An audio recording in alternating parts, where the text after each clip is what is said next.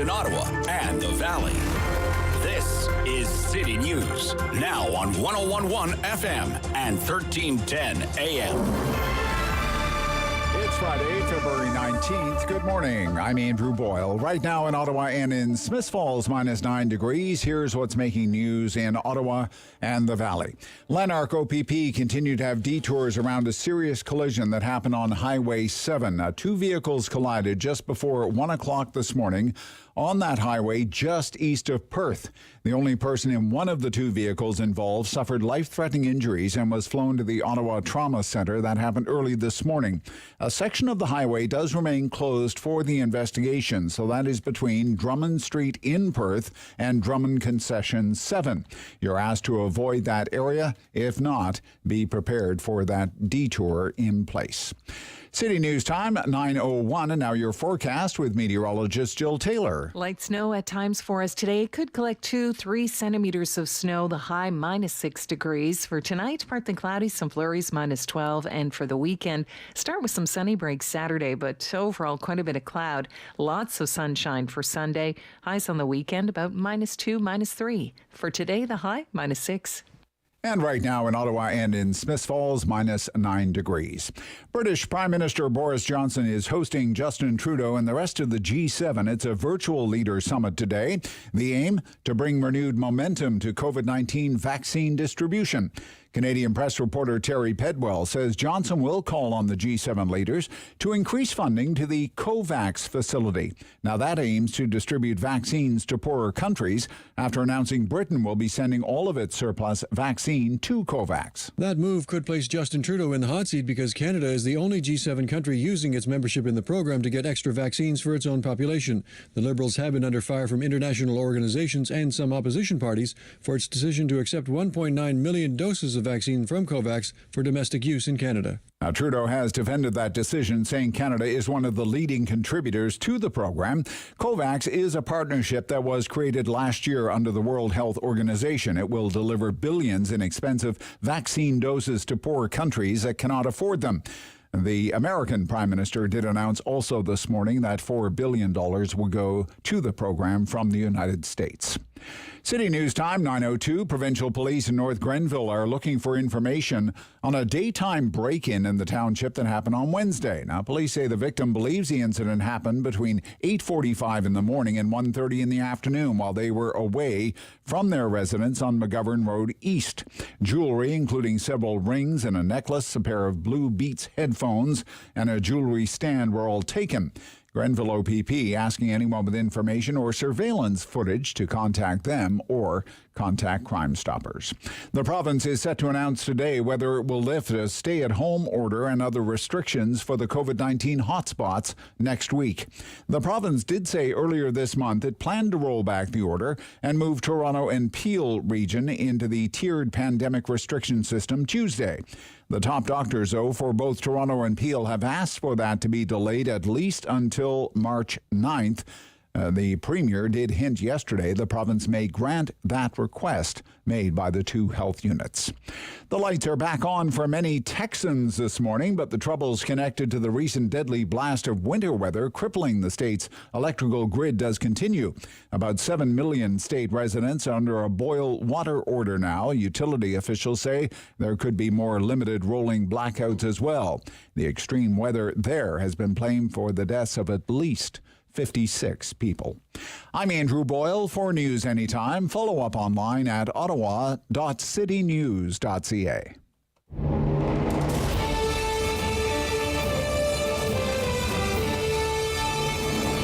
Good, bad, or complicated. There's no news in Ottawa and the Valley he won't talk about. It's the Rob Snow Show on Rogers TV and City News. 101.1 FM and 1310 AM. Friday. We made it. Well, the forecast keeps looking better by the day. Love the idea of above zero next week, even if it does mean a little more snow. Good morning, Rob Snow Show, Rogers TV, City News. Great program ahead. With all the usual Friday fare and flair, the legendary Lowell Green is standing by. He's ready to go with his hot take on all the big issues of the week. Pierre Bourque will be here as well from Bourque Newswatch. We'll take a look at everything that's happened in Ontario politics. We'll have a panel of MPPs during Queen's Park Week in Review. And in addition, David has secured for us some excellent guests on the program today, including, for example, Michael Spratt. He is a partner at Abergel Goldstein. He's a criminal defense lawyer. We're going to talk about Mr. Trudeau's plans for criminal justice reform, ending mandatory minimum sentences, for example.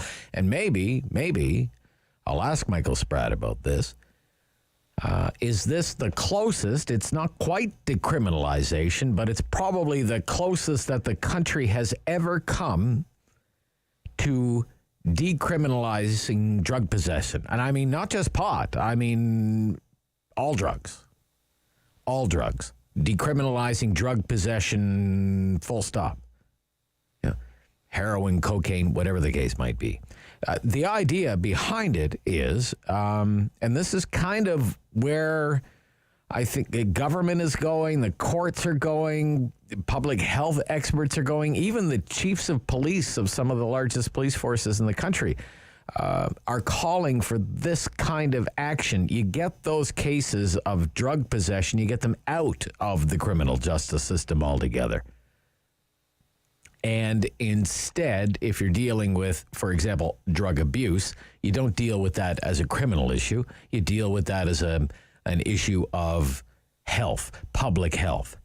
So we're going to get into all of this, what it actually means, what this proposed legislation actually gets right, and where it's off base. Michael Spratt joining us 9:45 this morning. And as well, Texas. Do you see this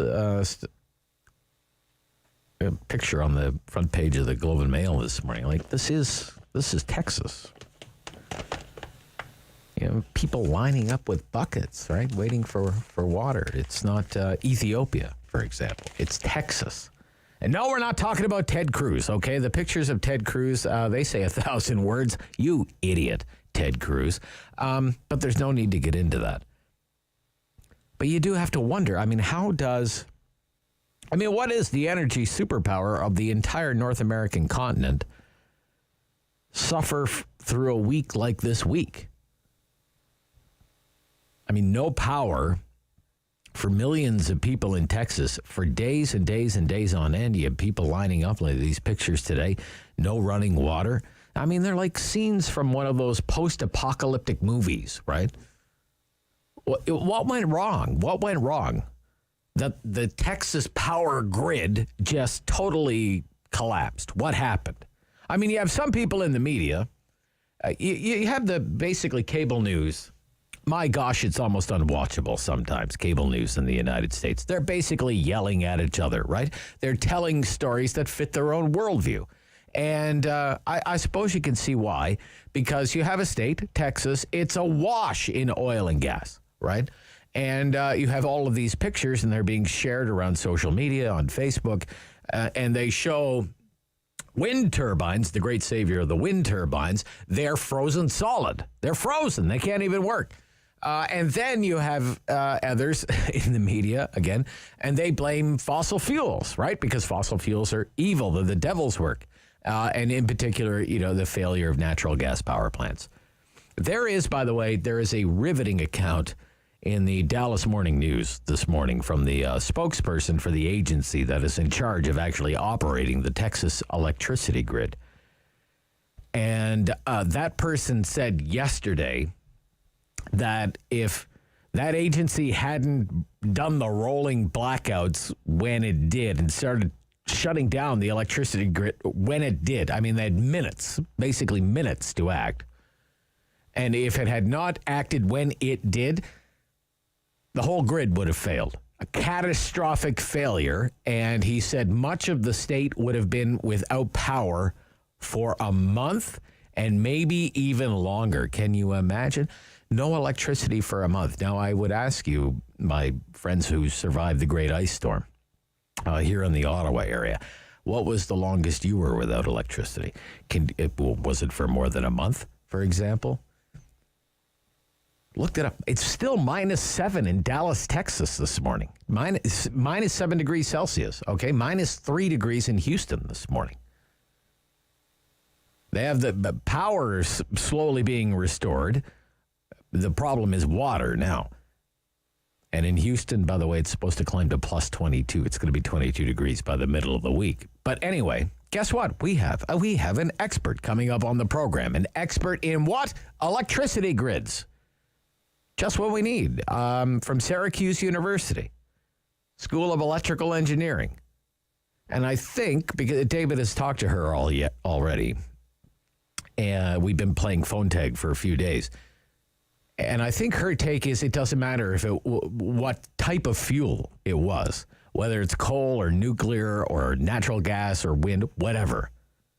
The fact is, it's the grid. It's not the fuel. It's the grid. The grid in Texas was never, ever conceived with that kind of weather in mind. As much as you'd love to blame it on the windmills, I'm afraid it sounds like you're going to have to blame it on the weather. Okay? It is a Friday. Isn't that great? I might watch some curling this weekend. The Scotties starts this weekend, yeah. But anyway, that means before the weekend, we have to do the Friday free-for-all. Always love the Friday free-for-all during the talkback hour, favorite hour of the week around here. Pretty much wide open on topics. It's open line call-in radio, kind of right out of the old school. We do it between 10 and 11 this morning. 750-1310 is the call-in line. If there was something in the news this week that you want to unload about, by all means, let's hear it. There's something that hasn't been in the news, but do you think should have been in the news? Open to hearing about that, too. At 750-1310, the email address is therobsnowshow@ottawa.citynews.ca. I would like to get back into this whole business of vaccines and the Trudeau government's record on vaccines, the vaccination rollout in this country. Some juicy details on that file this morning, ladies and gentlemen. The Justin Trudeau Show is again live from Rideau Cottage today at 11:30. But you know what? He's wearing thin on people, I think. And I think that's reflected in the results of a new poll out this morning that suggests of a lot of Canadians now, they are not buying whatever the Prime Minister is selling when it comes to vaccines. He can spin outside Rideau Cottage all he wants. They're not buying it. Maybe because too many things that he has said have just turned out not to be true. It's an Ipsos poll, and it says 7 out of 10 Canadians are angry. They are angry at Justin Trudeau because Canada is falling behind other countries in the vaccination effort. And fewer than half of Canadians, only 43%, think we're on track. You remember we're on track. 43%, only 43% believe Canada is actually going to meet that vaccine target, which is still September. If you want one by September, you'll be able to get one by September. Although I would remind you, the latest vaccine tracking data from Bloomberg News says September, yeah, I guess that's true, as long as you're talking about September of 2027. Circle it on your calendar and don't make any plans. This is the Rob Snow Show on City News.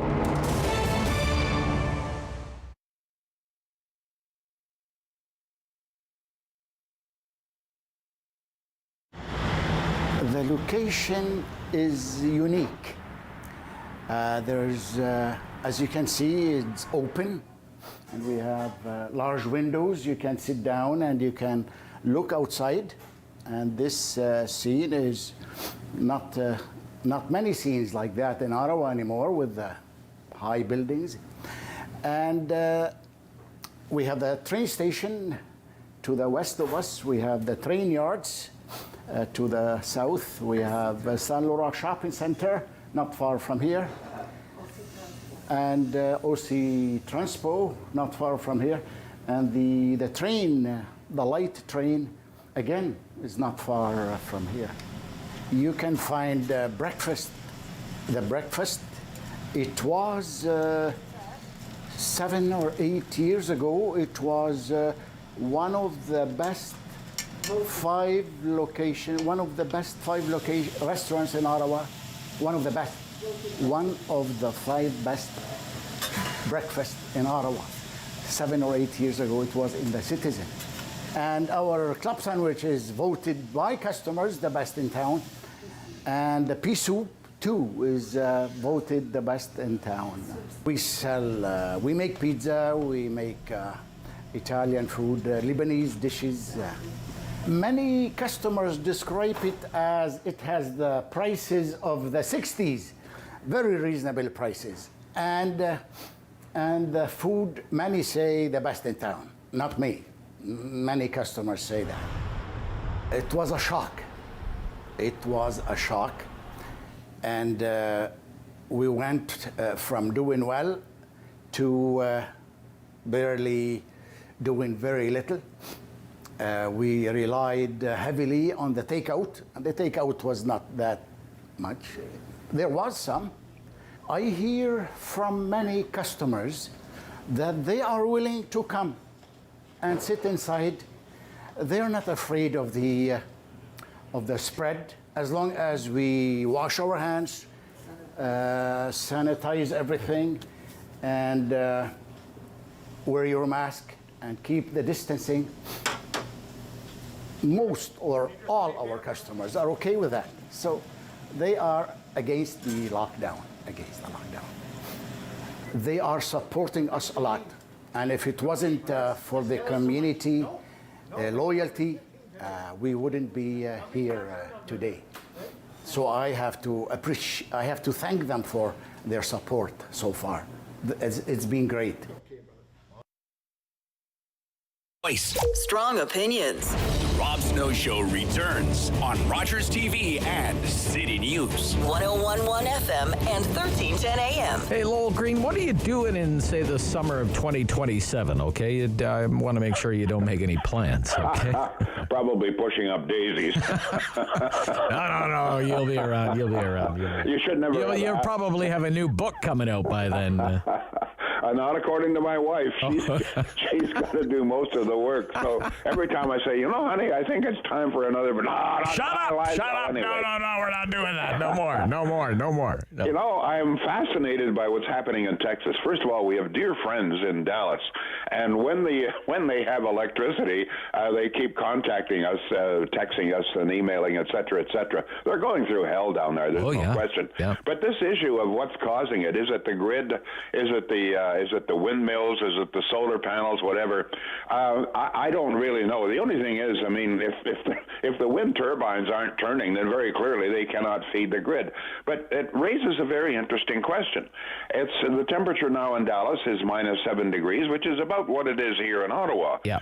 So if all of the windmills are frozen solid in Texas, are they frozen solid here in Ontario? I wasn't aware that they froze up, but it seems to me that they must be the same kind. Well, I don't know. One of the things that I've read is that the Texas windmills were not winterized, unlike the Ontario windmills. Well, I don't know about that. Have you checked IESO yet this morning to find out I haven't how much checked. power? Well, let me tell you. Okay. Yeah, okay. All right. Yeah. Right now, at 9 o'clock this morning, which is about 10, 15 minutes ago, Ontario was burning 18,502 megawatts of power. Yes. 18,500. Okay. Yeah, I have it right here in front of me. Yeah. Wind, 311. Awesome. Solar, 0. Zero. Not a drop. 311 megawatts out of almost 19,000. What is that? Point 0.000001 or 0.000001? How much, Rob? You have followed this even more closely than I. Yeah. But how much money roughly have we spent installing windmills in this province? It's you know what? I couldn't even hazard a guess. It's tens of billions of dollars, though. Including the windmills, and now if you include solar panels, you're right, it's tens of billions of dollars. Not only for the panels and the windmills, but the grid. I keep pointing out that every single one of those solar panels has got to be hooked into the grid with copper wire. Yeah. Ditto all of the windmills. Right now, wind, and it's a beautiful day. The wind, there's a reasonable breeze. Sure. The sun has been shining. Yeah. Solar, zero. Not one dribble. Zero. So, and 311, I want to tell you that would not power carp. Okay, and I'm not even sure if it would power the coop to carp. I mean, you might as well laugh. I know. I know. It's so ridiculous. I just looked that up. It's at 311 megawatts out of a total of 18,502 megawatts is 1.68% of meeting 1.68% of Ontario's electricity needs right now. The windmills. Right? Well, that's even more than I thought. Are you sure 1%? Yeah. Oh, my God. But, you know, when you were talking about ridiculous, how about here is our esteemed Prime Minister, yes. The man of the Heidi College and the cottage and the beard. He's off in London meeting Boris Johnson, and Johnson is more or less lecturing most of the G7 leaders, saying, listen, we've got to contribute more to COVAX. COVAX, of course, being the international agency to try and provide equity of vaccines. Yeah. In other words, give us more money, and if you've got any spare vaccine, as if we have any spare vaccine in Canada, but, you know, give it to COVAX. So here is Boris Johnson, who, by the way, yesterday announced very proudly that there is no freaking way that the UK is going to take any vaccine from COVAX. So there is Trudeau, our esteemed Prime Minister, you know, always talking about anyway. So he's the only one, he represents the only country in the G7 that's going to take vaccines from COVAX. So there is Boris Johnson saying, you got to give more, you know, we got to do more. We've got to make sure that some of these poor countries get vaccines. And he's talking to the leader of a country that's going to take vaccines out. I mean, it's unbelievable. It's almost enough to make you cough. Yeah, right? Charlie Pinkerton at iPolitics has a really good story today, too, that should direct the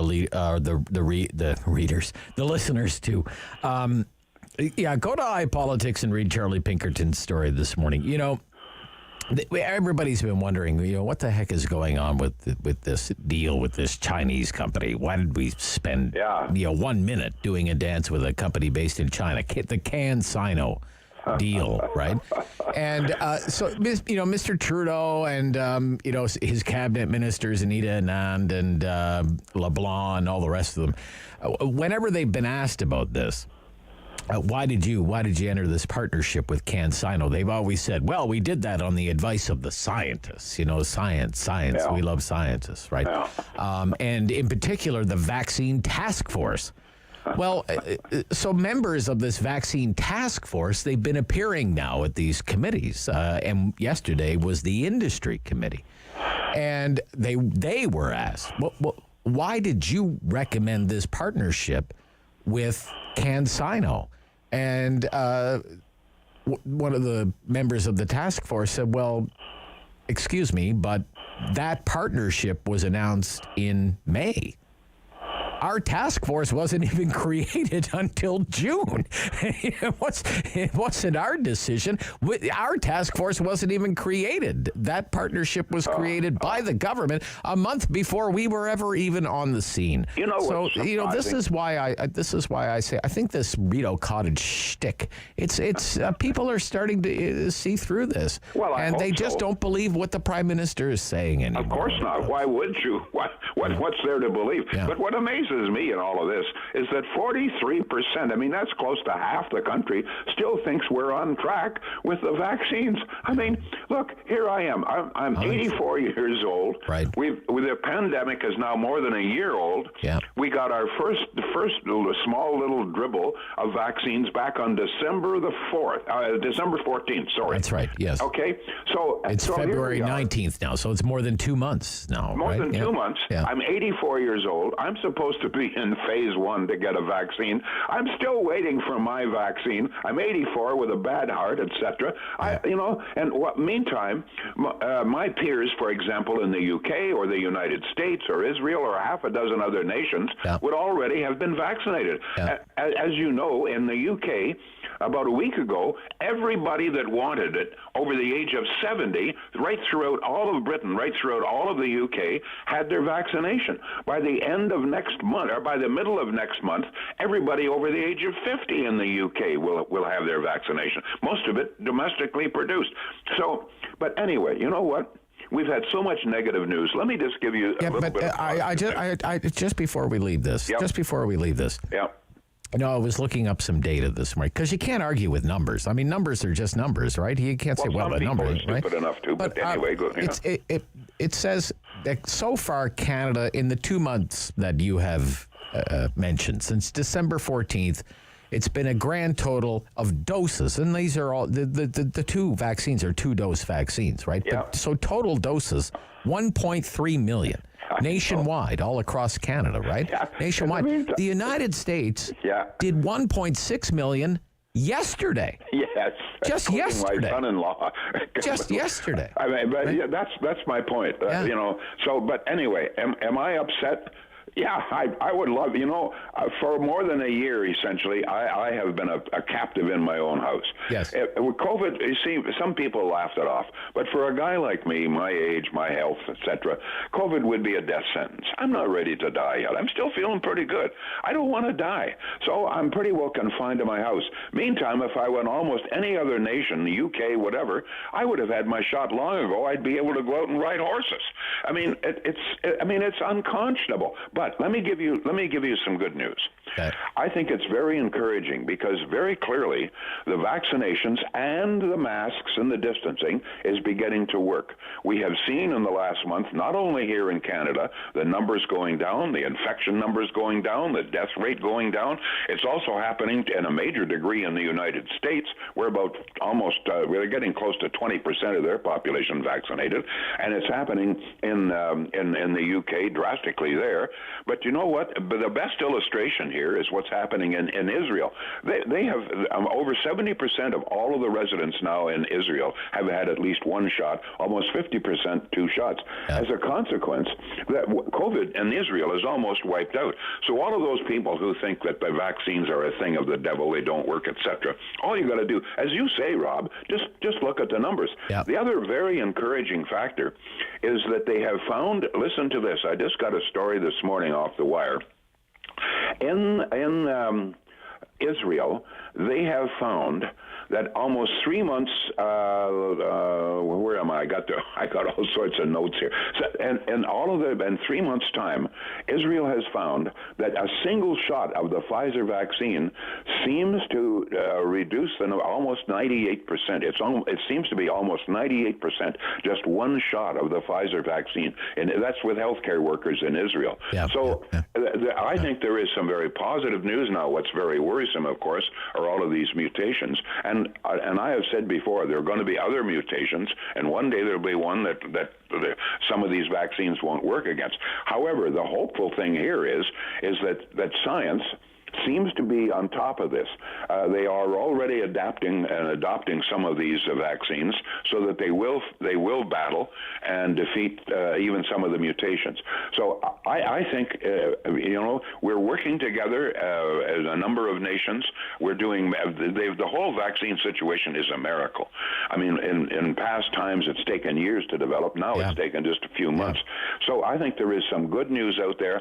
It's very clear that the vaccinations work. The masks work. I know that I hate the lockdown. So do you. So does everybody. But the fact of the matter is, look at the numbers. Yep. Look at the numbers. It works. Yep. Just got to get on the distribution. That's the problem. The distribution is going to take longer than the development of the vaccine. The only thing that isn't working, very clearly, I'm just checking the figures again, still, the windmills aren't working that good. All right. And the solar panels, they're not worth a powder to blow them to hell. We got to run. We'll talk to you later. Thank you, Lowell Green. He's the legend, the one and only, some say one too many. Lowell Green. Back after the news with Pierre Bourque of Bourque Newswatch. This is City News.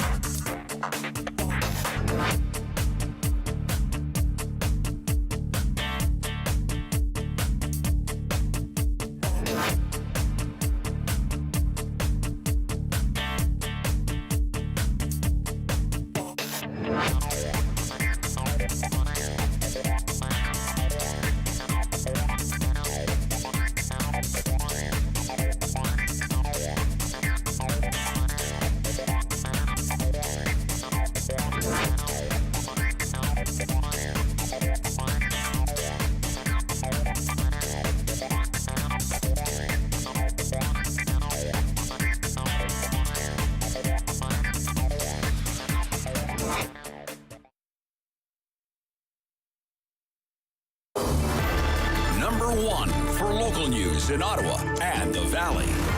This is City News, now on 101.1 FM and 1310 AM. It's Friday, February 19th. Good morning. I'm Andrew Boyle. Right now in Ottawa and in Smiths Falls, it's minus 9 degrees. Here's what's making news this hour. Lanark OPP continue to have detours around a serious collision on Highway 7. Two vehicles collided just around 1 o'clock this morning on Highway 7 east of Perth. The only person in one of the vehicles suffered life-threatening injuries and had to be flown to the Ottawa Trauma Centre. Section of the highway does remain closed for the investigation. That is between Drummond Street in Perth and Drummond Concession 7.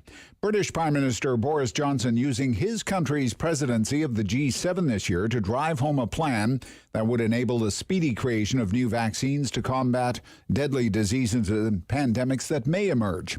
At the G7 virtual summit today, it's expected he will call on our Prime Minister and other leaders to increase their funding for the COVAX facility. It aims to distribute COVID-19 vaccines to poorer countries. StatsCan says retail sales in December posted their largest decline since the low of April due to the COVID-19 pandemic. The agency says retail sales fell 3.4% in December as sales fell in 9 out of 11 subsectors. StatsCan also says its preliminary look at January suggests retail sales fell 3.3%, but noted that figure could be revised. City News Time at 9:32. I'm Andrew Boyle. For news anytime, follow up online at ottawa.citynews.ca. The world is changing. So keep up with Rob. The Rob Snow Show returns on Rogers TV and City News, 101.1 FM and 1310 AM.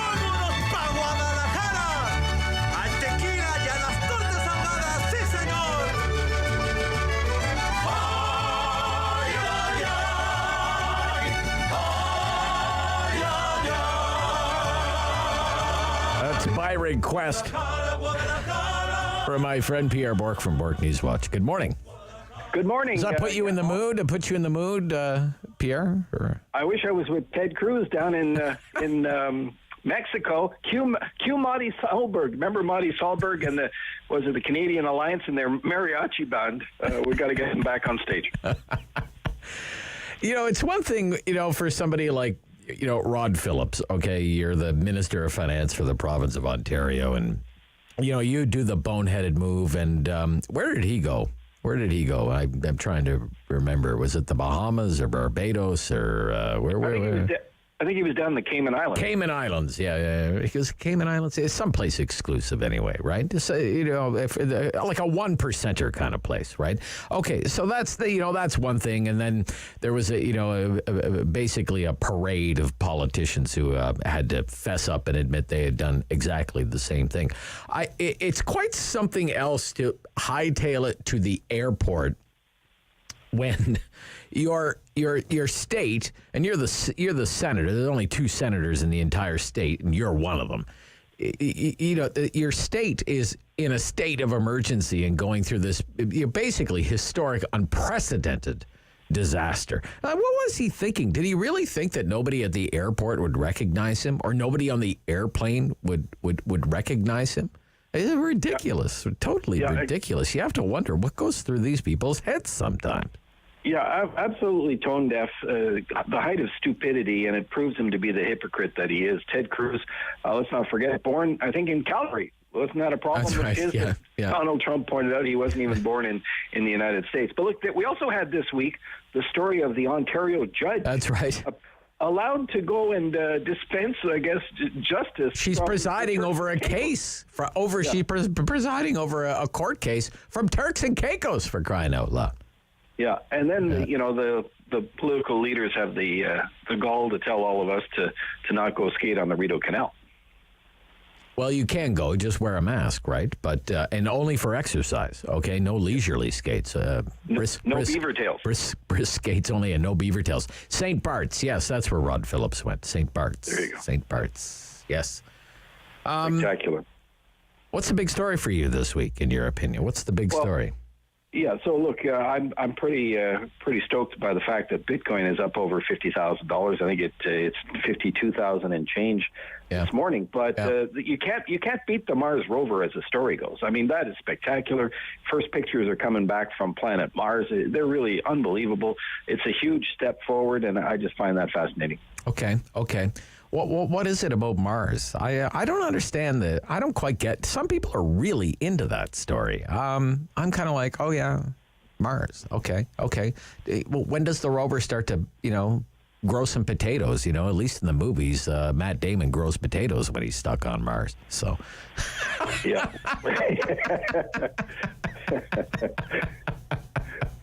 I don't. What is it? What do you think? What's the fascination?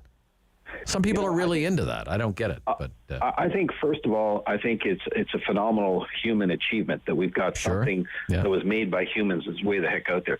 But it pushes the envelope for science in general. It raises awareness about science, and I think it's the art of the possible now. It'll inspire others to do other things, whether directly related to space exploration or other areas of science. It's a can-do spirit and attitude that I think transcends what humans are all about. Okay. Now, Prime Minister Trudeau is doing this Rideau Cottage spiel today at 11:30 again. Is this something that you continue to tune into? Do you think they're still effective? Whether it's Mr. Trudeau doing the Rideau Cottage thing or the Daily Doug thing at 1 o'clock. What's your sense of how these daily briefings are going? I mean, Trudeau's not every day, but what's your sense of how this messaging is going right now? Yeah, I think that the public has tuned them out. And both, really? Okay. Whether that's here in Ontario or in other provinces, I think the public generally has tuned them out. But the broad themes that flow from that, you've got a fawning press, a fawning political press that they're not asking the tough questions. And so that's why you continue to see Trudeau in front of his cottage every few days or whatever it is because he knows they're going to be lob balls, and he's got a myriad talking points, and he can get around whatever's going to be thrown at him. There's enough matter out there, there's enough fodder out there to really hold these people's feet to the fire. You just don't have the people doing it. Okay.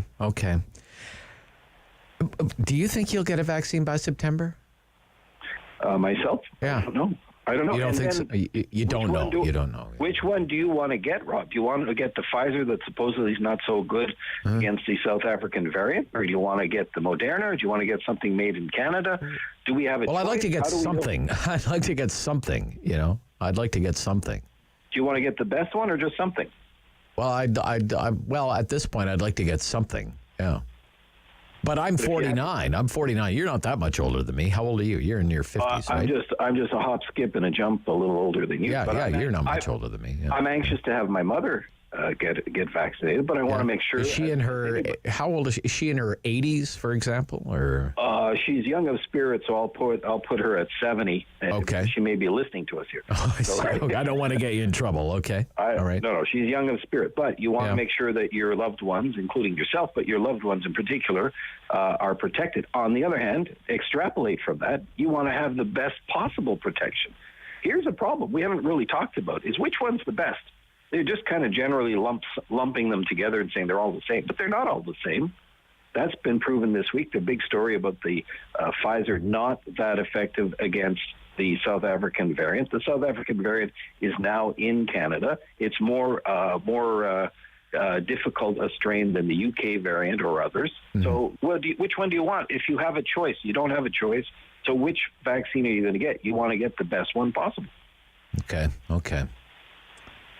You had something really interesting. You used to do, what was that take that you used to have on Bourque.com? Heard at highs. Heard at highs. Right? Heard at highs. Yeah. You still do post things like that from time to time, kind of like, Pierre's got his ear to the ground and here's what people are whispering into it kind of thing. And you had some interesting musings about, Mark Carney, the political future of Mark Carney, former governor of the Bank of Canada, former governor of the Bank of England, now back in Canada. Lots of speculation about whether he's going to run, where he might run. And a guy named Dalton, remember him? Dalton McGuinty, former premier of Ontario, winner of 3 straight elections. Keys to the city recipient here in the city of Ottawa. I know it's just rumors, and it's kind of fun stuff. None of this is substantiated, but spill the beans. What are the whispers? What are the rumors?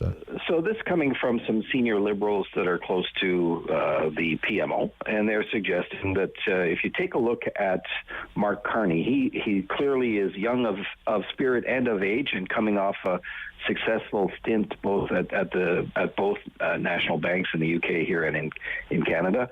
And you've got a guy who might have political aspirations. The Liberals love their messiahs. Yeah. And whether that's Ignatieff or Trudeau or whoever, they're always looking ahead. And more than that, you see, when you take a look at the people around Trudeau, I would say with each passing week, there are less and less people that can influence whatever decisions are being made there.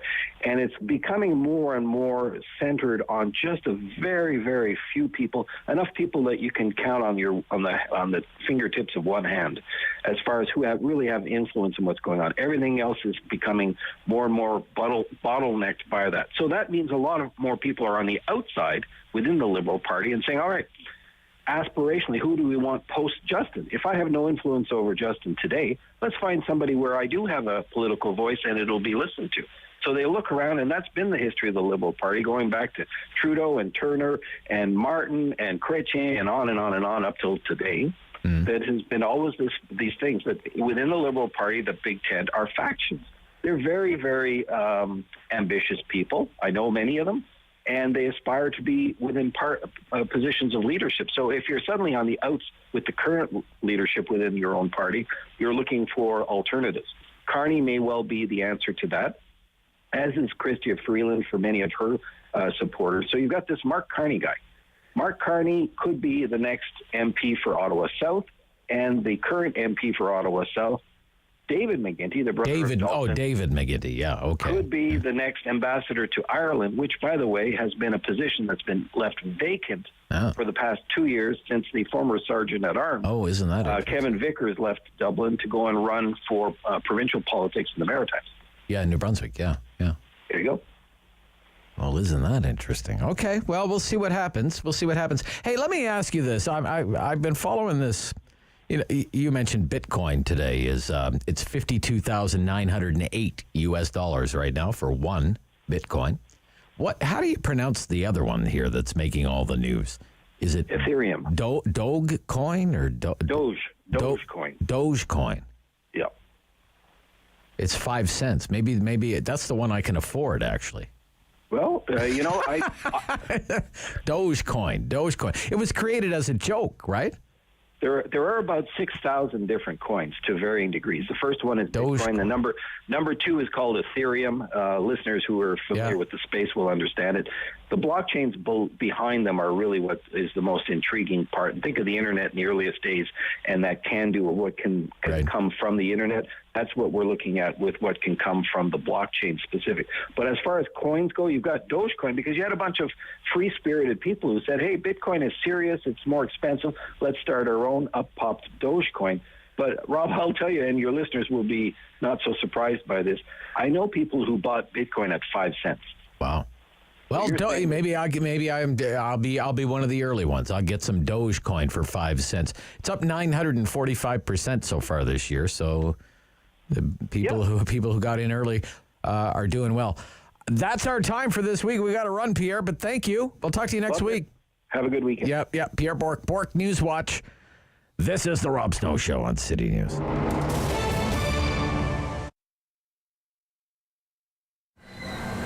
The Snowsuit Fund is in almost its 40th year. We've been helping low-income families keep children warm during our cold winters in Ottawa. Last season, we distributed over 16,000 snowsuits to families in our Ottawa area. Well, it originally started with just a handful of snowsuits being handed out, and it has now grown to 16,000 each year.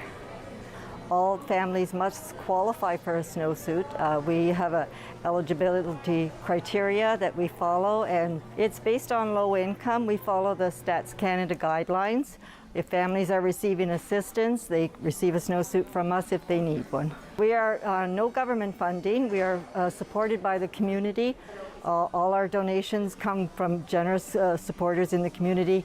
People can donate directly to the Snowsuit Fund. $50 buys a brand new snowsuit for a child in need.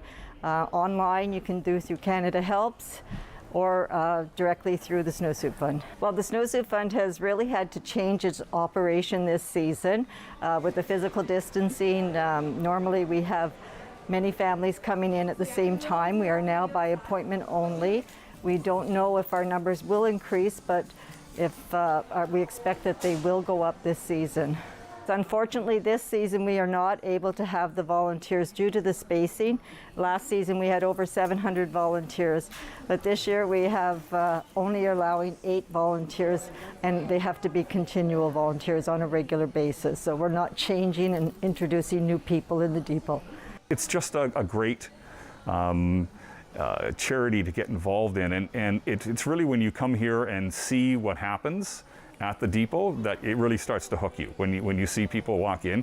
I mean, it's changed a lot this year in terms of how the depot is working, but I was here in the days when families would show up and there could be anywhere from a mother and a single child to 12 family members, you know, getting snowsuits and running back to the warehouse and getting different colors and different sizes. And the one constant that has always stuck with me is when you take a snowsuit out and you see a child's face. I mean, if you want to see some bright eyes and, you know, some wide grins, it's amazing. When they leave here, they're just incredibly happy. Well, I think this year with COVID, I think it's very important that children have the opportunity to play outside and have a warm snowsuit. And thanks to the generous community, we are fortunate to provide these snowsuits to them. And I hope that once again we can count on their support.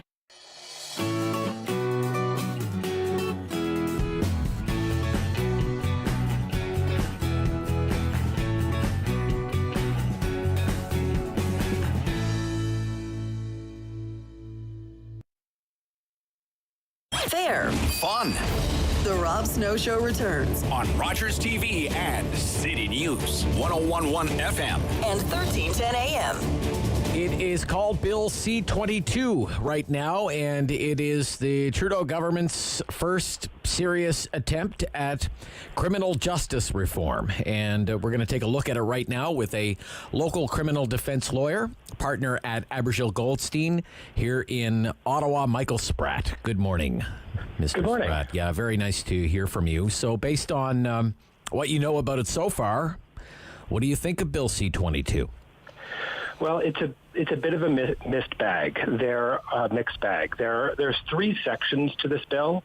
It broadens the availability of conditional sentences, what we call house arrest, for various offenses. It removes some mandatory minimum sentences, and it attempts to strengthen or bring some diversion for drug possession into the criminal code. It does some of those things well and some of those things less well. Okay, so maybe we can go through this a little more methodically then. On the elimination, Mr. Lametti, the Justice Minister, says that this piece of legislation would eliminate more than a dozen mandatory minimum penalties. What do you think about that? Why would that be, a positive step? Yeah, it's the right move. What we know from evidence, and let's leave public opinion aside and just look at sort of the evidence about how minimum sentences have operated both in Canada and across the world. We know that minimum sentences are not a good thing. They don't increase public safety. They don't make our streets safer. They actually can increase the rates of recidivism after people are released from jail. They also don't deter crime. They don't stop people from committing crimes, but they do clog up our courts and delay matters. They do, very ironically, both offer an incentive for people who are guilty to go to trial and for people who are not guilty to take a lesser charge in a plea deal. So they're very coercive. And ultimately, they can operate negatively against people who aren't rich white guys, can't go to the Crown Attorney with a package of material and private school transcripts to get that good plea deal. So they are responsible for increased rates of incarceration of minority groups. And let's not forget, the Supreme Court, amongst other courts of appeal, has found them to violate the Charter of Rights and Freedoms. So getting rid of them is a good thing. Okay. But this bill doesn't get rid of all of them, just some of them. Okay. So where do you think it misses the mark then? Say on that specific mandatory minimum angle.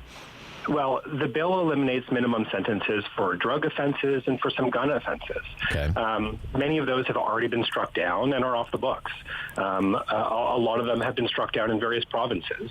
So this is some pretty low-hanging fruit. Okay. What we would have liked the government to do is actually engage in some good policy drafting about all the other minimum sentences that are in the code, because those still exist and those still have negative side effects, including some unconstitutional minimum sentences as declared by the court are still in the code. So there's more that could have been done here to bring criminal justice policy in line with, the evidence.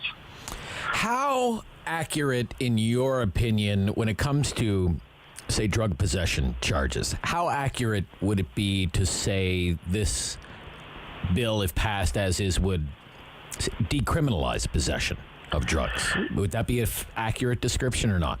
No, it wouldn't be. And that's actually the biggest criticism of this bill when it comes to drug possession and drug diversion, because as well as eliminating minimum sentences for some drug offenses, it introduces into the criminal code some diversion. Police officers can divert minor drug offenses, and Crown prosecutors are encouraged to divert minor drug offenses. But they're still criminal. It's still in the criminal code. And the big problem here, the big missed opportunity here, is that by leaving these drug offenses in the criminal code, we're still having the criminal justice system and police officers deal with a public health issue. The criminalization of addiction of drugs is what actually causes harm. It drives drug use underground. It puts up barriers to proactive treatment before criminal justice interaction, and it doesn't recognize the reality of people's lived experiences. And so even after this bill, drug possession is still very criminal. Much of the harms created by this addiction issue are still going to be there, except now we have police as a gatekeeper to who gets diverted or not, and that's not necessarily a good thing. And why do you say that? Well, we know from past experience, whether it be carding, marijuana arrests, or right here in Ottawa, the race and traffic study that shows there's systemic racism in policing. So if you think that a marginalized black kid who has a criminal record and an addiction problem is going to get the same treatment from the police officers as a rich white banker from Rockcliffe, that's a fantasy. But that's what's still going to be present in the criminal code, even after this new bill passes, if it does. Okay, let me ask you, in your day-to-day experience in working in the criminal justice systems here in Ottawa, how often is a drug possession charge followed through with, right to the very end, and somebody's actually convicted of drug possession? Does that really happen all the time, or would that be a rarity? Because my understanding is it's usually part of a number of charges that would be laid, and usually by the time the whole thing is settled, that the possession charge is kind of goes away once a plea arrangement is worked out. Am I close to the truth there? Or? Yeah, I think you are. We don't quite often see full-blown trials on, someone who possesses a little bit of cocaine or someone who has a little bit of fentanyl even for their own personal use. We don't really see those trials. You're right. They're normally attached to sort of other charges. But what we do see is people are charged with those offenses. They're interacted with by the police. They're detained for a day or for a weekend. They're brought through the criminal justice system. They have those pending charges hanging over their head. And that before with my clients, I get those charges diverted or dropped by the Crown attorney. Right. But that process can take 3, 4, 5, 6 months, and during those 3, 4, 5, or 6 months, we have someone who's embroiled in the criminal justice system, a youth who now has connections to the justice system, someone who has pending charges that prevents them from getting a job or continuing their employment, or God forbid, getting into treatment. And I've had clients who have had those types of charges outstanding who have died while waiting for the charges to be diverted. And sadly, this bill is a big missed opportunity because it doesn't go farther than that. It doesn't really change the status quo. It's not like some of the other criminal laws that we've had in the past by liberals and conservatives both that have actually harmed and made things worse. The sad part is that this doesn't make things better, and it would have been nice to see a bill that actually makes things a lot better on this front. Right. So, but I just like to pick up on this idea that society may be coming around to the idea that addiction shouldn't be criminalized, but rather treated as a public health issue and dealt with in the health system and not the criminal justice system. Do you think that this bill does enough to recognize that? No, this bill doesn't come close to recognizing that reality. It does move the ball forward, but it's an example of incrementalism, right? It's these small changes, and people say we can only get a small change now, and if we have 10 small changes in a row, then that can equal a big change. The problem with that form of incrementalism, when you're dealing with issues about people's lives, life and death issues, is that people don't live incremental lives. People are dying now. Addiction has consequences now. Harms are happening now. And who knows if this government or the next government is going to have the guts to take the next little step. So these little steps are good steps, but they don't get us anywhere close to where we need to be. Okay, so let's kind of tie a bow on this. In Michael Spratt's dream world of criminal justice reform, what would have really hit the mark here? Well, if we're looking at this drug addiction, the drug issue, what would really hit the mark is removing completely from the criminal code the criminal sanctions on drug possession for your own use. Okay. Now, that means that trafficking is still there, importation, production, other offenses, they're all still there. But if you are someone who is addicted to drugs, or let's be frank, if you're someone who just has some drugs, who is partying for a night out and has some drugs on you for your own use, that shouldn't be a crime. It should be dealt with the same way that we deal with other health issues. We don't criminalize cancer. And the reason why we don't criminalize cancer is because it would be foolish and it wouldn't cure cancer. And that's what we need to do for drug addiction, mental health issues, poverty. That's what we need to do for those other social issues. We can't criminalize our way out of these problems. Okay. Michael Spratt, partner, Abergel, Goldstein and Partners here in Ottawa. I thank you for your time this morning, sir. No problem, Rob. Anytime.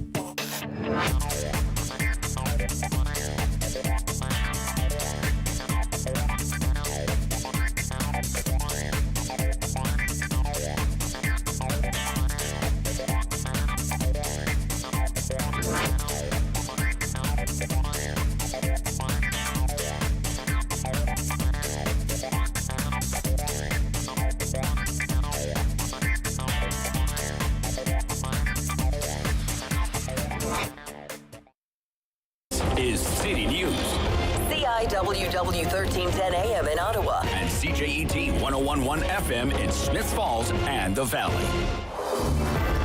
Number 1 for local news in Ottawa and the Valley. This is City News, now on 1011 FM and 1310 AM. It's Friday, February 19th. Good morning. I'm Andrew Boyle. Right now in Ottawa, minus 9 degrees. In Smiths Falls, it's minus 8. Here's what's making news in Ottawa and the Valley. A busy day at Queen's Park. A number of COVID-related issues being discussed. Daily figures have just been released. 1,150 new cases of COVID-19 today across Ontario. 73 of them are in Ottawa, 12 in the Eastern Ontario Health Unit, 4 in Leeds, Grenville, Lanark. There are 3 new cases today in Renfrew.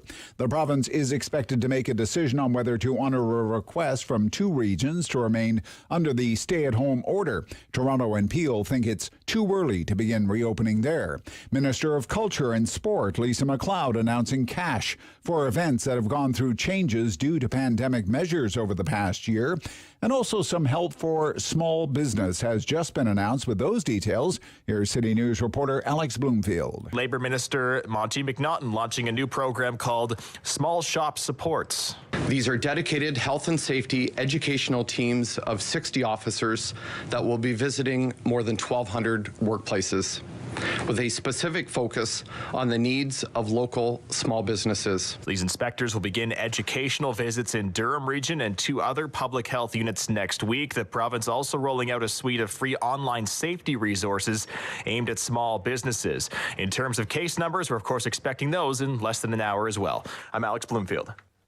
City News time, 10:02, and now your forecast with meteorologist Jill Taylor. Light snow at times for us today. Could collect 2-3 centimeters of snow. The high minus 6 degrees. For tonight, partly cloudy, some flurries minus 12. And for the weekend, start with some sunny breaks Saturday, but overall quite a bit of cloud. Lots of sunshine for Sunday. Highs on the weekend about minus 2, minus 3. For today, the high minus 6. And right now in Ottawa, minus 9 degrees. In Smiths Falls, it's minus 8. British Prime Minister Boris Johnson using his country's presidency of the G7 this year, driving a plan to enable a speedy creation of new vaccines to combat other deadly diseases and pandemics that could emerge. At the G7 virtual summit today, it's expected he will call on our Prime Minister and the other leaders to increase funding for the COVAX facility. It aims to distribute vaccines to poorer countries to battle COVID-19. Johnson says Britain will be sending all of its surplus vaccines to COVAX. Trudeau has been under fire for using Canada's membership in COVAX to get extra vaccines for Canadian citizens. Lanark OPP continue to have detours around a serious collision on Highway 7. 2 vehicles collided just before 1 o'clock this morning on Highway 7 just east of Perth.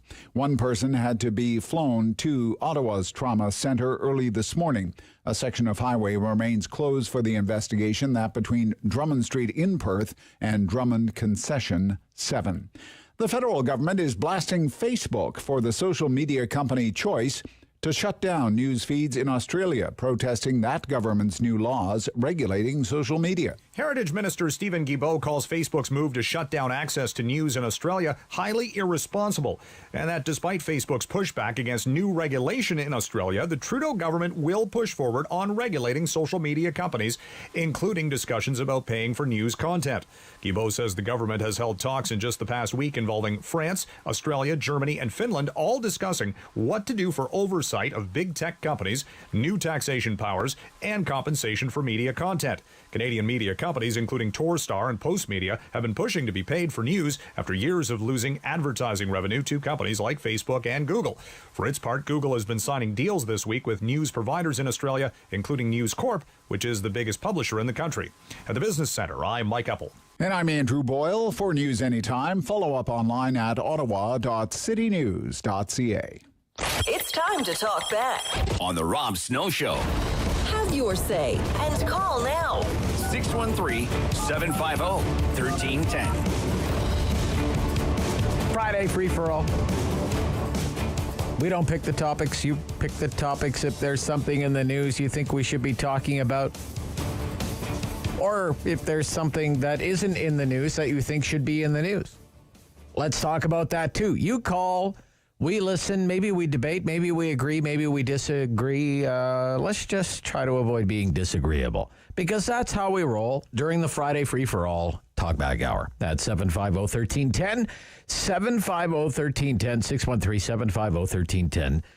The email address is therobsnowshow@ottawa.citynews.ca. So some people have called already, so let's just get right into it here. Calabogie, Kevin. Good morning, Kevin. Good morning, Rob. Happy Friday. Same to you, sir. Thanks for calling.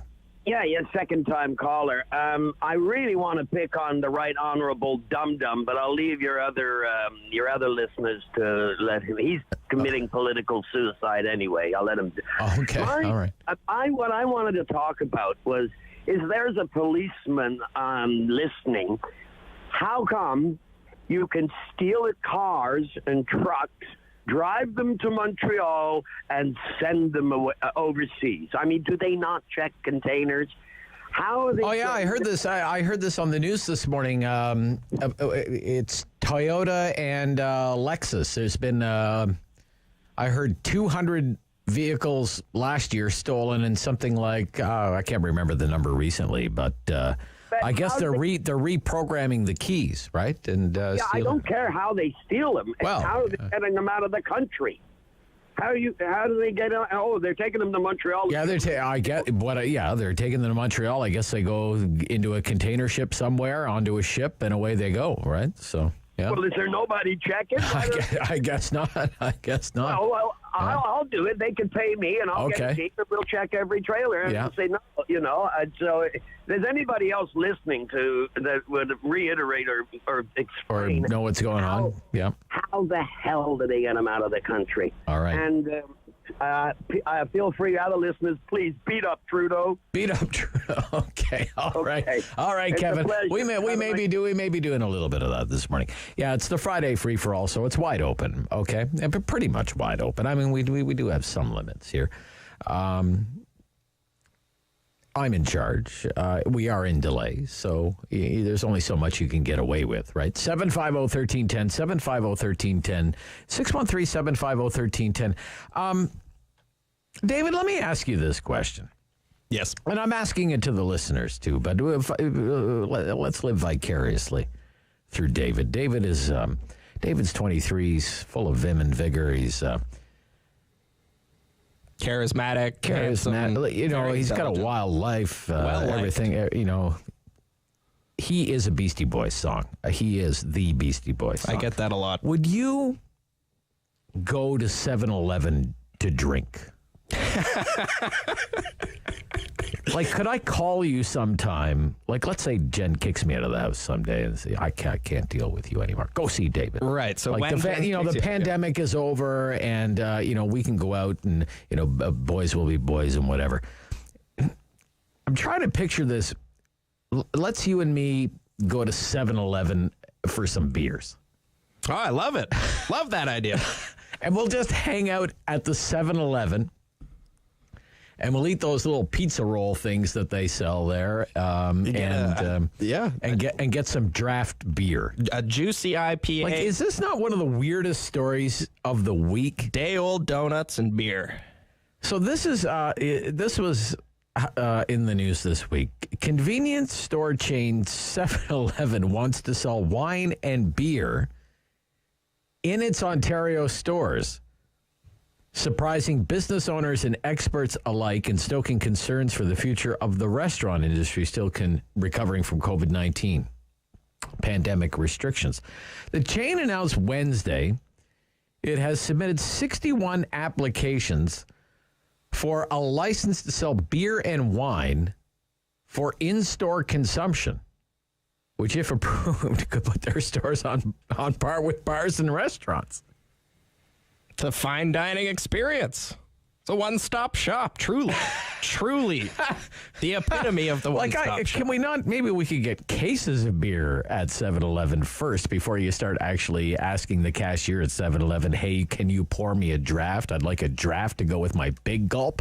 I would like a branded 7-Eleven beer mug, though. Do you really want to go to 7-Eleven if, like, people are in 7-Eleven and they've been there and they're just getting smashed at 7-Eleven?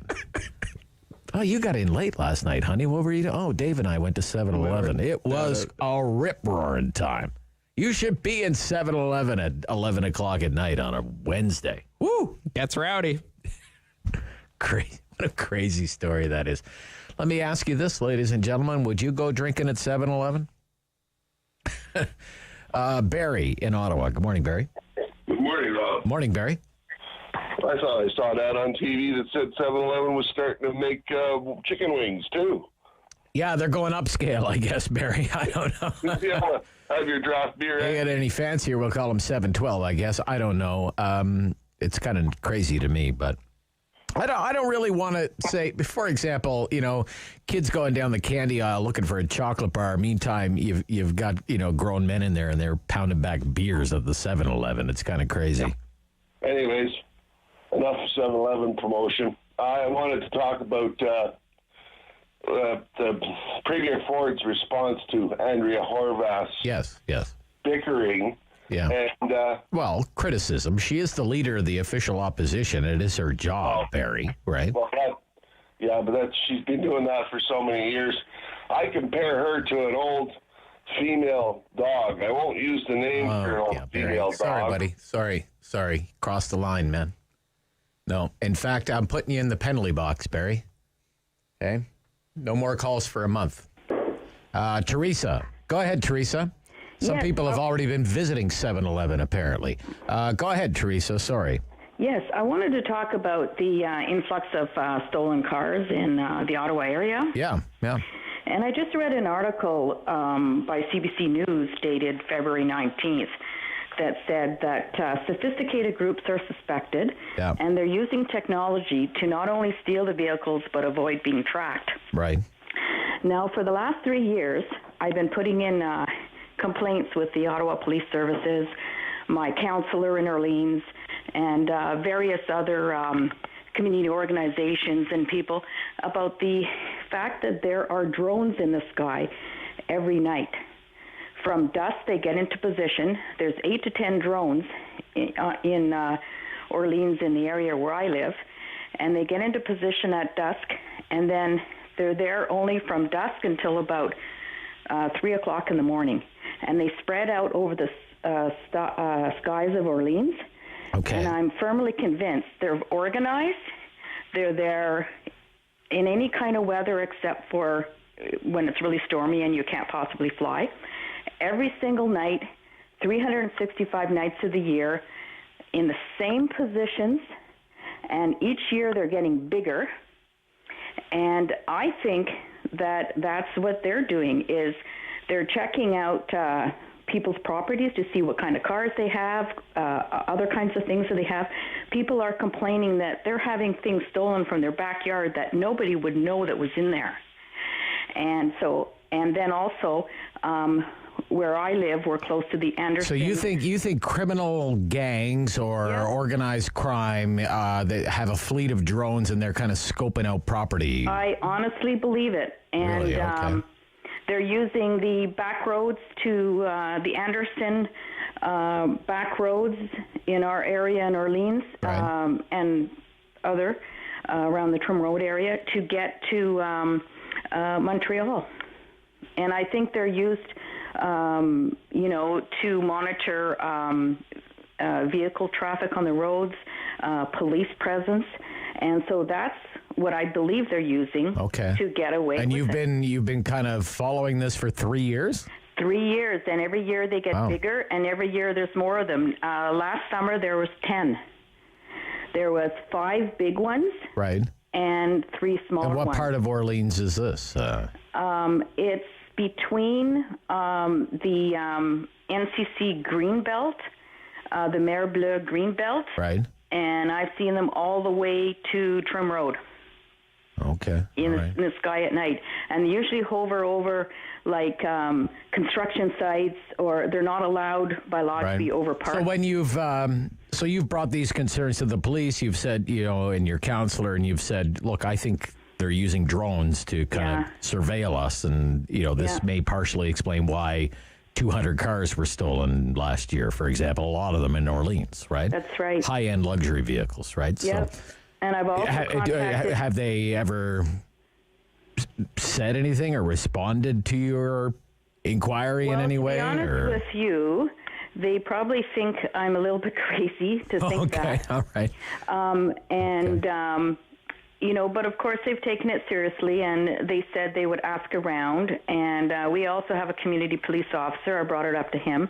I also sent emails to the police officer in charge of the drones unit at the Ottawa Police Services, and he responded the first year, and then the next couple of years when I don't know if he's still working in the unit or not, and he hasn't responded since then.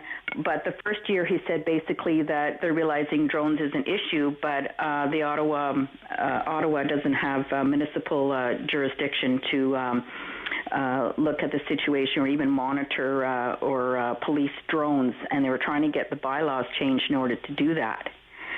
But I also noticed that Transport Canada is the one that is supposed to be right. policing. Okay. Oh, okay. All right. Yeah. Well, it's very interesting. Look, we have to run here, but no problem. Thank you for alerting me to that. It's interesting. It's worth investigating for sure. Thank you. We'll be right back. Rob Snow Show Talkback Hour, Friday, free for all on City News. It was devastating, and it's devastating to all small business, but not knowing where it was going to go. But then the renovation market, as people stayed home, took off like wildfire. And for us, yes, we're very lucky, very fortunate that we were able to turn things around. I think a lot of it had to do with our internet presence as well, that I was, kept working on over years, and then it kind of took off. So that was very positive. But now, no, people are staying at home. We're renovating different markets, whether it's a kitchen or a backyard or, your fireplace. They want to cozy things up. So yes, things are extremely busy right now. Right now it's fireplaces, and I think with the snowbirds, a lot of those clients have existing wood fireplaces, so they're looking at inserts. So they want to convert the wood to gas. They don't want to deal with the wood part of it, but they want it clean and easy and efficient, and that's been a major increase in our business. The cottage and chalet market has really increased, absolutely. We see that people, that's their staycation now, is either the backyard or their cottage with their close bubble of family.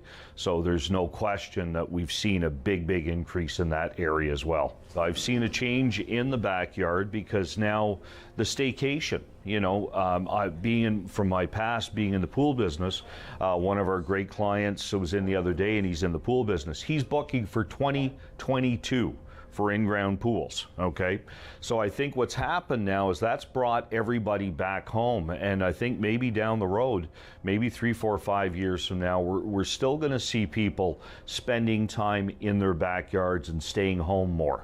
The barbecue area, really, we call it the backyard. So you walk out of your house into a backyard, and it kind of looks like that with the fencing and the sky and things like that. So that is just our fun room. It's just, there's a lot of cool gadgets there that has to do with dealing with charcoal and wood pellet barbecues. To go online, you're going to find, you just Google, romantic fireplaces will come up. The one nice thing about our work is that when the Google reviews and the Google pictures are phenomenal. We're uploading stuff every day. I have at least 1,000 jobs, real jobs that you can take a look at, either on the Google pictures on the drive, or if you go to our website at romanticfireplaces.com and click on Our Work. It's where we used to load lots of them up, but there's lots of pictures there too. But the great thing about that is they're real. There's testimonials there about people talking about our team. And our team here is unique to everybody else. It's two small teams, but these fellas work for me. They're our guys. So when they go into your home, they care as much about your house as you do.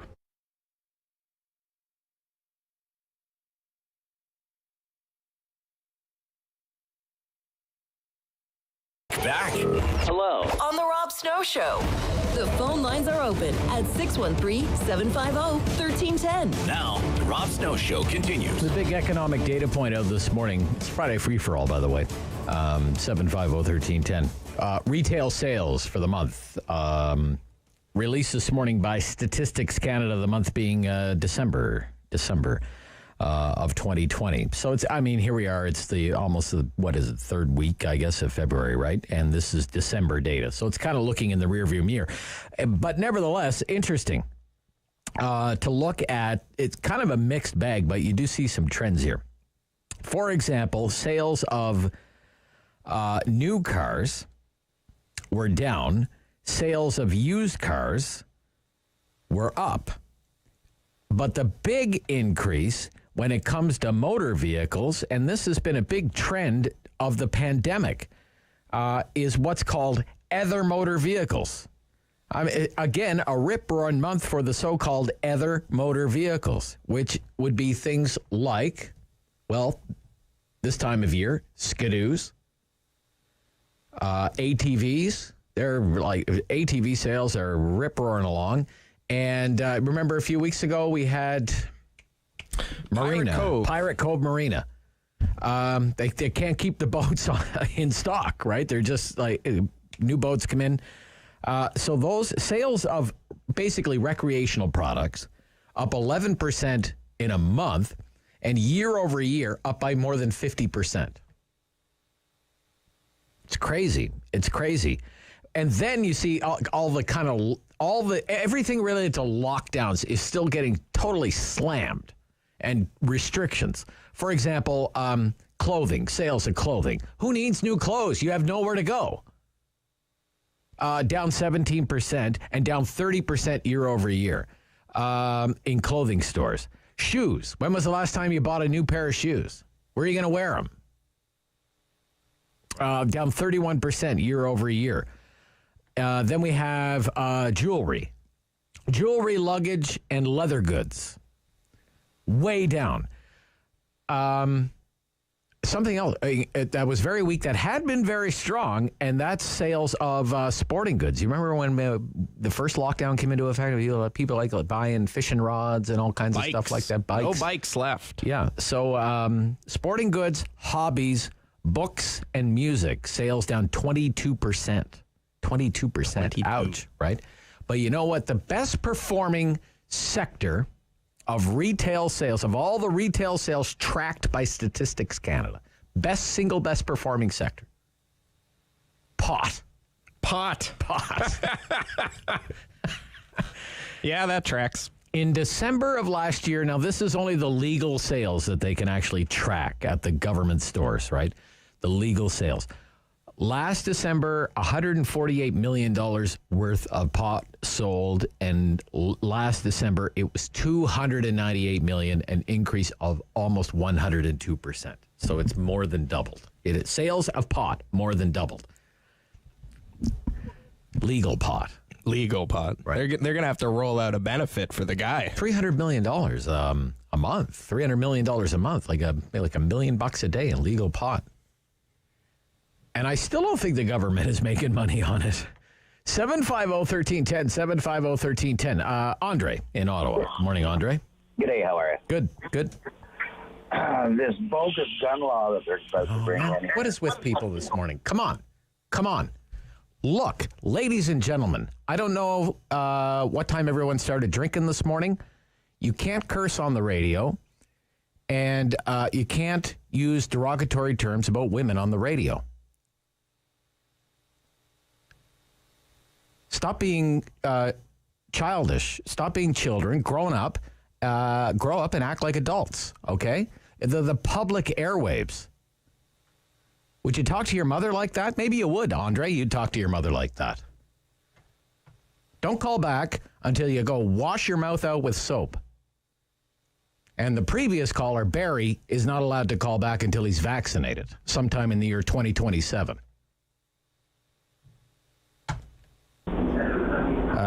Keith, Shawville. Let's try this line here. Hey, how you doing? Yeah, well, you're not going to make me lose my job, I hope, Keith. No. You know what? If people keep behaving that way, there will not be hours like this on the radio anymore. I hope people understand that. Well, it's a good thing you have that time lag. I didn't hear anything anyways. It didn't make it on the airways. Okay.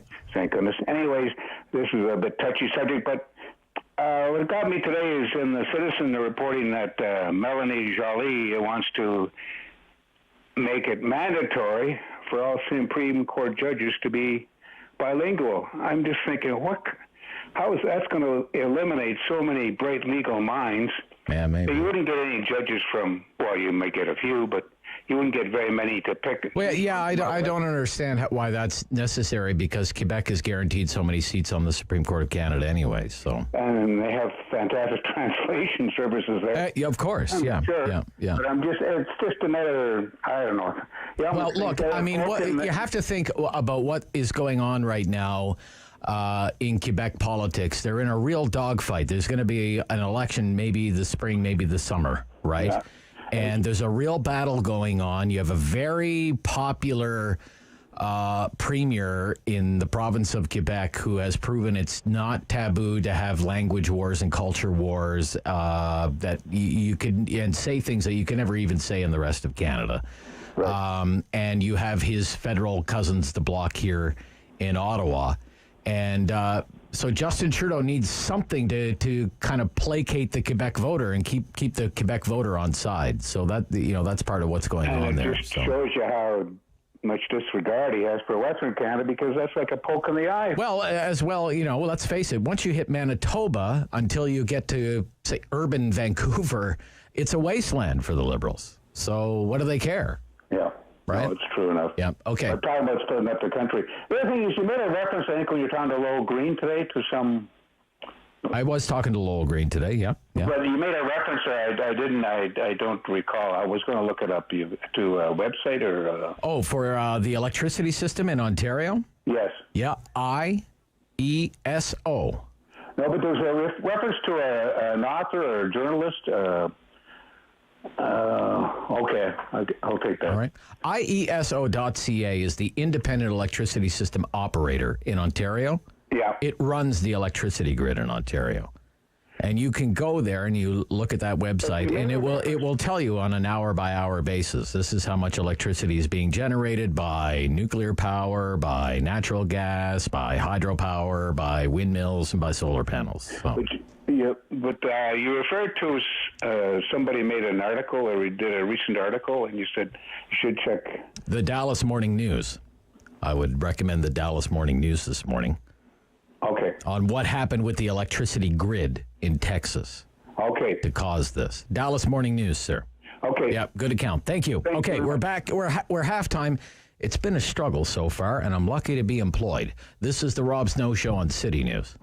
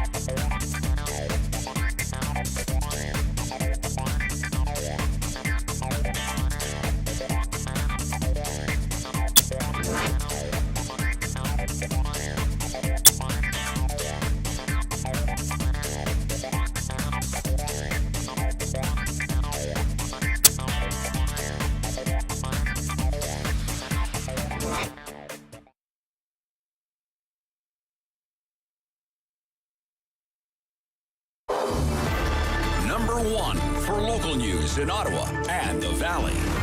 This is City News, now on 101.1 FM and 1310 AM. It's Friday, February 19th. Good morning. I'm Andrew Boyle. Right now in Ottawa and in Smiths Falls, minus 8 degrees. Here's what's making news at this hour. The new COVID-19 numbers from our province show 1,150 new cases today. 47 more deaths to report as well. Now, 73 of these new cases are in Ottawa, 12 are in the Eastern Ontario Health Unit, 4 in Leeds, Grenville, Lanark, and there are 3 new cases today in Renfrew. The province has a number of COVID-related announcements today. More help on the way for small business across Ontario. More help for festivals and events. And also the decision will be coming sometime today whether the stay-at-home orders continue in Toronto and Peel. Top medical officials in those health units have asked for that move. New modeling numbers released by the federal government show the country is on the right track right now, but the numbers show a dire future if variants of the virus take hold and restrictions are relaxed. We'll have more on the federal perspective coming up at 11 o'clock with our Parliament Hill reporter, Cormac McSweeney. The OPP has now reopened a section of Highway 7 at Perth following a serious 2-vehicle collision early this morning. It happened around 1 o'clock. One person was flown to the Ottawa Trauma Centre with life-threatening injuries. City News Time, 10:31. I'm Andrew Boyle. For news anytime, follow up online at ottawa.citynews.ca. It's time to talk back On the Rob Snow Show. Have your say and call now. 613-750-1310. Friday free-for-all. Well, maybe we may have to adjust that. I don't know. Some people's kids. 10:32. 750-1310, 750-1310. Let's roll the dice and let's take this one here. Eric in Barhaven. Morning, Rob. Good morning. I listened with interest yet again to all of these stories about cars being stolen in Ottawa and wherever, and being shipped out to wherever they're being shipped out to. Yeah, overseas, Africa and the Middle East. There has been for a good number of years now, and continues to be, a very, very simple $20 solution, and it's called a Faraday bag. A what? A Faraday bag. Okay. After Michael Faraday and who developed a way of isolating electronic signals. Oh, I see. Okay. So it's essentially a metal-lined bag. You put your fob in, you close the top, and that keeps the signal generated by your fob from getting out of the bag. Ah, okay. All right. Prevents it from being probed from the outside. I see. Okay. Very, very simple solution. You cannot clone a fob that's in a Faraday bag. You can go to Amazon and order one for $20. All right, so that's some good advice then. Well, you know, that's been advice that's been around forever. I'm just surprised that we just keep hearing these stories, and there's like, why insurance companies aren't insisting, quite frankly, that if you have a or you know, maybe dealers can provide them when they actually give you the vehicle, right? 200 and you know, these would be higher end luxury cars stolen in Ottawa in 2020, 35 so far this year. It's just an incredibly simple solution. Yeah. To a problem that's been going on forever. I just do not understand why people are not listening. Yeah. Okay. So there's a public service announcement for you. Very good. Okay. Thank you, Eric. You cheer me up. I'll buy you one at 7-Eleven someday. Thank you. Let me just say a word about some of the latest development on vaccines. Always a hot topic, right? And there have been some interesting developments on the vaccine news front for Canada, because there's what Justin Trudeau says about vaccines, and then there's the truth. and one of these things is not like the other. For example, Charlie Pinkerton, great story this morning. Charlie Pinkerton for iPolitics on that bizarre partnership that the Trudeau government decided was all well and good to enter with a company based in China, right? CanSino. The line from the Trudeau government, and this is in Charlie's report from iPolitics. We had Charlie on the show a few weeks ago. The line from Team Trudeau has always been, well, the reason that we decided to go down that road and enter into that ill-fated partnership with that company in China is because that's what our vaccine task force told us to do. Okay. Wasn't our idea. We had a task force, remember? Experts and scientists, and we love scientists. We only do what the scientists tell us, right? We rely on the expert scientific advice. You know the whole spiel by now. Anyway, turns out it's not true. Not true. According to members of the vaccine task force who appeared at the House Industry Committee this week. And it's such an enlightening news report in iPolitics this morning, because you really just need to consider the timeline of events. See, the Trudeau people decide Canada's going to climb into bed with this Chinese-based company, and they make the announcement. I mean, Trudeau does the Rideau Cottage announcement. He does it in May, in the middle of May. Okay, May, right? The COVID-19 task force hadn't even been created yet. It didn't even come into being until June, which is, it's not the same as May, right? And yet, day after day, when they're asked about this most nefarious deal, this doomed partnership that fell apart just days after it was announced, with shipments of the vaccine candidate blocked from ever leaving the Beijing airport. Day after day after day, the Prime Minister, he's getting hammered by Aaron O'Toole. He's getting hammered by Pierre Bourque. Why did you make this decision to enter into this partnership with this Chinese company, Mr. Prime Minister, or Mr. LeBlanc, or Anita Anand? Their response is always the same. Well, that's what the task force told us to do. We were acting on the advice of the task force, blah, blah, blah, blah, blah, blah, blah, blah, blah. All you need is a calendar, folks, to know it wasn't true. There was no task force to speak of. They hadn't created it yet.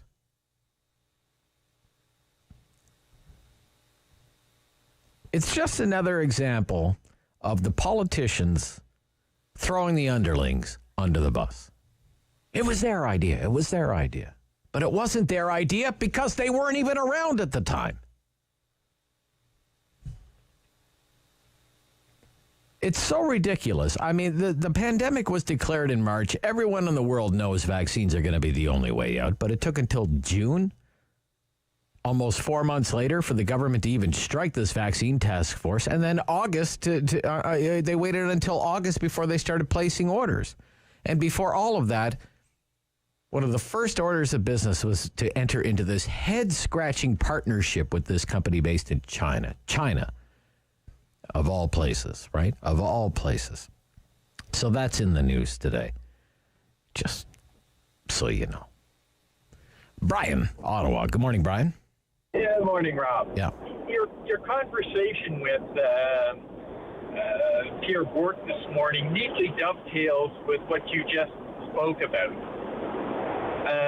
People are losing not only confidence in Trudeau, they're losing confidence in the media, because the media are actually allowing Trudeau to lie like this without calling him out.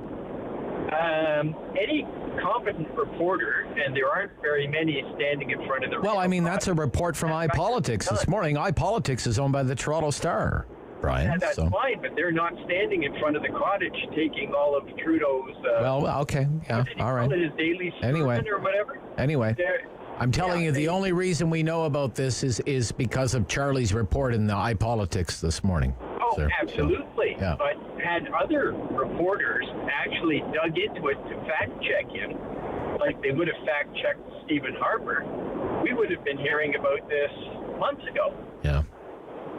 You know, the media has to pull up its socks, or the alternative media, and the online news are going to eat their lunch. Okay, so you don't have a lot of love for the media today, Brian? Well, most of the media. I mean, it's people like you that are holding them to account. Well, we're trying our best, sir. We're trying our best, but we're one little radio show, for crying out loud, on one radio station. You're one little radio show that is not getting money from. David, it's you and me against the world, buddy. We're taking the world by storm. Thank you, Brian. Thank you. I understand what you're saying, and look, I'm hearing this all the time. The media is not tough enough on Trudeau. Fair enough. Look, I've been tough on Trudeau when it comes to the vaccine plan. I want everything to go according to plan. You know what? We need a break, okay? We need a victory. We need Sometimes you look at the vaccine numbers in Canada, you feel like you're the Ottawa Senators, for crying out loud. We need whatever. You need some puck luck, a lucky bounce, whatever you want to call it. You imagine this. Across the entire country of Canada, we have administered 1.3 million doses of vaccine in 2 months. Doses, total doses. And they're 2-dose vaccines. And that's used up 90% of the supply that's been sent to the country. 1.3 million doses. In the United States, just by comparison, they did 1.6 million doses yesterday in one day. And that country's nearing 60 million doses administered, likely going to surpass 60 million sometime today. Here we've done 1.3 million doses in 2 months. 2 months.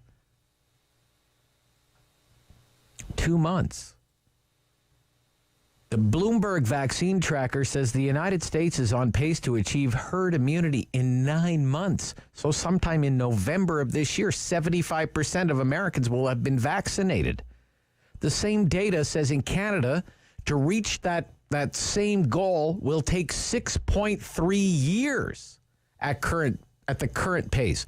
May of 2027. The United States, November of 2021. Canada, May 2027. I want things to improve. 1.3 million doses. You know, I looked up today how many U.S. states have administered more doses than Canada. Just the individual U.S. states. It's now California, Texas, Florida, New York, Pennsylvania, Illinois, Ohio, North Carolina, Michigan, Georgia, New Jersey, Virginia, and Arizona. And I would expect by the end of business today, you can add Massachusetts, Washington State, and Indiana. 16 states in all. Israel, herd immunity about a month from now. Just some random countries. Norway in 20 months. Romania, 23 months. Serbia, 5 months from now. Turkey, 8 months from now. The UK, 6 months from now. In Canada, 6 years from now. At current rates. Trudeau government says, oh, don't worry. The numbers are going to improve. But they've said a lot of things that have turned out not to be true. And let's face it, there's room for improvement. David in Barhaven. Good morning, David. Yeah, hi, Rob. Hi. Long-time listener, occasional caller. Thank you. Good friend of Eric's. Okay, all right. He's up jumping around on that new knee. This is an incredibly selfish call. I just want to get it on the record. With everything that's going on, it is quite selfish. I made a service request to the city on September the 16th about a road situation which is extremely dangerous to motorcyclists. I've been a motorcyclist since I was 16. I'm 72. Okay. I'm still riding. Yep. Okay. In Barhaven. This is in Barhaven. It's where the train bed tracks cross Fallowfield. Okay. And it's on the eastbound passing lane. Basically, the pavement has separated so badly from the iron or steel-clad track bed that I thought I was dead one day when I went over it on my bike. Oh, my gosh. So I know it's there, and I avoid it. Is that where the bus train crash happened, around that area? That was just on the other end on Woodruff. Woodruff, okay. This is where it crosses Fallowfield. Oh, Fallowfield, okay. Right? Yeah, okay. And anyways, I made a service request on 16th September. I called early November to find out the status because it hadn't been done, and they said, it's been corrected. They told me it had been corrected, and I said, well, it hasn't. And they said, well, we knew about it beforehand. Oh, I see. So we basically... So what would need to be done there? Like a patching job kind of thing? Just a patch job. It's basically a pothole, but it's because it's against It's cracked and kind of gone down. Bed, right, okay. That it's dangerous as hell. Okay. It really is. And they've done bugger all about it. Really? Okay. And it just annoys me no end. So now I got it on the public. You got it on the record, sir. Okay. Well, maybe some of the city staff is listening right now, or somebody in Councillor Harder's office, and they'll get to work for you. Well, maybe. Thank you very much. Thank you. Thank you for your call, David. That's what the Friday Free-for-All is all about. We'll be right back. Final quarter. Friday Free-for-All, Rob Snow Show, Talk Back Hour. City News. So Rideau Rockcliffe Community Resource Center has been around since 1982, and it's here to serve residents of Ward 13. So our focus is on helping to reduce poverty in this community, as well as empowering residents to find resilience within themselves. So one of the new focuses of our center is around food programming. So you'll notice today when we go around on a little tour that we have a number of food programs here at the center. So one being obviously our emergency food program, which is really great. So residents can come and access food when they are in need. We also have a number of food-based social enterprises here at Rideau Rockcliffe as well. So one being the Ottawa Good Food Box, another being Market Mobile. One of our new initiatives that started this year as response to COVID is called Good Food on the Move, and it's a click and collect online store, and we have 7 pickup locations throughout the city. More sort of local here for Ward 13 residents, we've also started a free produce market as well. So community members can come on Wednesdays and Fridays and be able to access additional free fruits and vegetables. Social Harvest Ottawa is one of the social enterprises here at the Rideau Rockcliffe Community Resource Center. We operate this great urban greenhouse, and our work is not only to grow nutritious and delicious food, but also to nourish communities with community members here in Ward 13 and beyond. The greenhouse is a year-round project. We're a team of 4 employees working here. We have 2 full-time employees and 2 part-time employees. We focus on growing microgreens from late fall to early spring, and hothouse crops in the summertime, such as tomatoes and cucumbers. The Mission Food Truck we're in our 5th week of collaborating with them to come visit our center, and we just got in on it at the right time. They were looking for new communities to branch out to. They said absolutely. Right now they're funded through donations. They travel around Ottawa and just give out delicious, fresh, hot food to people as well. We have at our center the Ottawa Good Food Box, as well as the Market Mobile. So Ottawa Good Food Box has been around for 25 years, and Market Mobile is a little younger, started in 2014. So they both have the mission and the mandate of making fresh food more accessible and affordable in neighborhoods that lack access to a grocery store. So I think the greatest need that we've seen as a result of the pandemic in our community is people that we maybe have never needed to access our services before, right? So a lot of people have had, layoffs. Maybe they're just not able to work because they have to stay home with their children, over the summer, that sort of thing. So we've definitely seen the need go out, particularly for our food programming, as well as some of our counseling services as well. So it's a heavy time for people emotionally.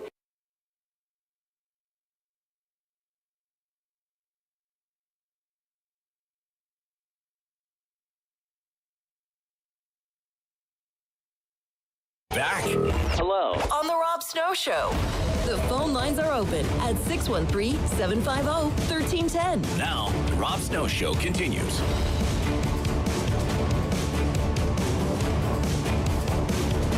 Final quarter Friday free-for-all. Let's try this one here. George, Ottawa.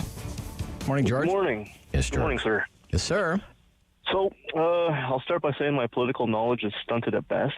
Okay. But I'd like to apologize to my fellow Canadians that I made the mistake of voting for Trudeau, and I won't make that mistake again.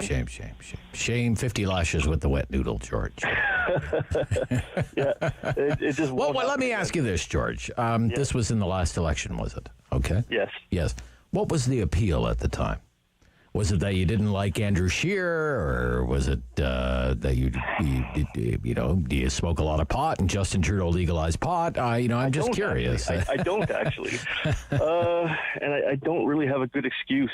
Okay. What part of town are you in there, George? So I married a French woman, and I actually live in Elmer. Oh, in Elmer. Okay. Yeah, but I grew up in Nepean, and right. Okay. Well, in Elmer. Okay. Well, I can understand that, when in Rome, I suppose. Maybe it's something. Yeah, I don't have a good excuse, honestly. Right. I didn't want to vote for. All right. So, but nevertheless, whatever. You voted. You're not alone. Obviously, the Liberals do very well in Eastern Ontario and West Quebec. So, you say you're not going to vote for him again? No. Okay, you're not going to vote for the Liberals again. Why is that, if you don't mind me asking? Is it one thing, or is it vaccines? Well, it just seems to be lies after lies, and can't get every news conference, it's always, sir, Mr. Prime Minister, can you please just a yes or no answer? And then, well, you just dances around everything. And he doesn't really answer the question, right? No, that's what that's what politicians do, though. He's not alone there. I suppose. I'm new to paying attention to it, but it's just I find it really frustrating. Right. And okay. So Trudeau's out for you. Then you're not going to vote for the Liberals. So what way are you leaning then? Have you made up your mind? Or? Well, I would go conservative. You go conservative, okay? Yes. All right. Okay. So, and then when it comes to provincial, I just go with whomever's not going to be separatist. I don't have that luxury. Oh, I see. Okay. All right. So, I mean, wrong. I mean, I'm open to advice. I'm sorry, sir. Well, I'm open for advice. You're open to advice. Well, when it comes to Quebec provincial politics, there's some stuff I like with Legault's government, but there's stuff I just can't go for at all. When it comes to some of their views on language and culture, what they're doing to Anglos right now is not a good development, and.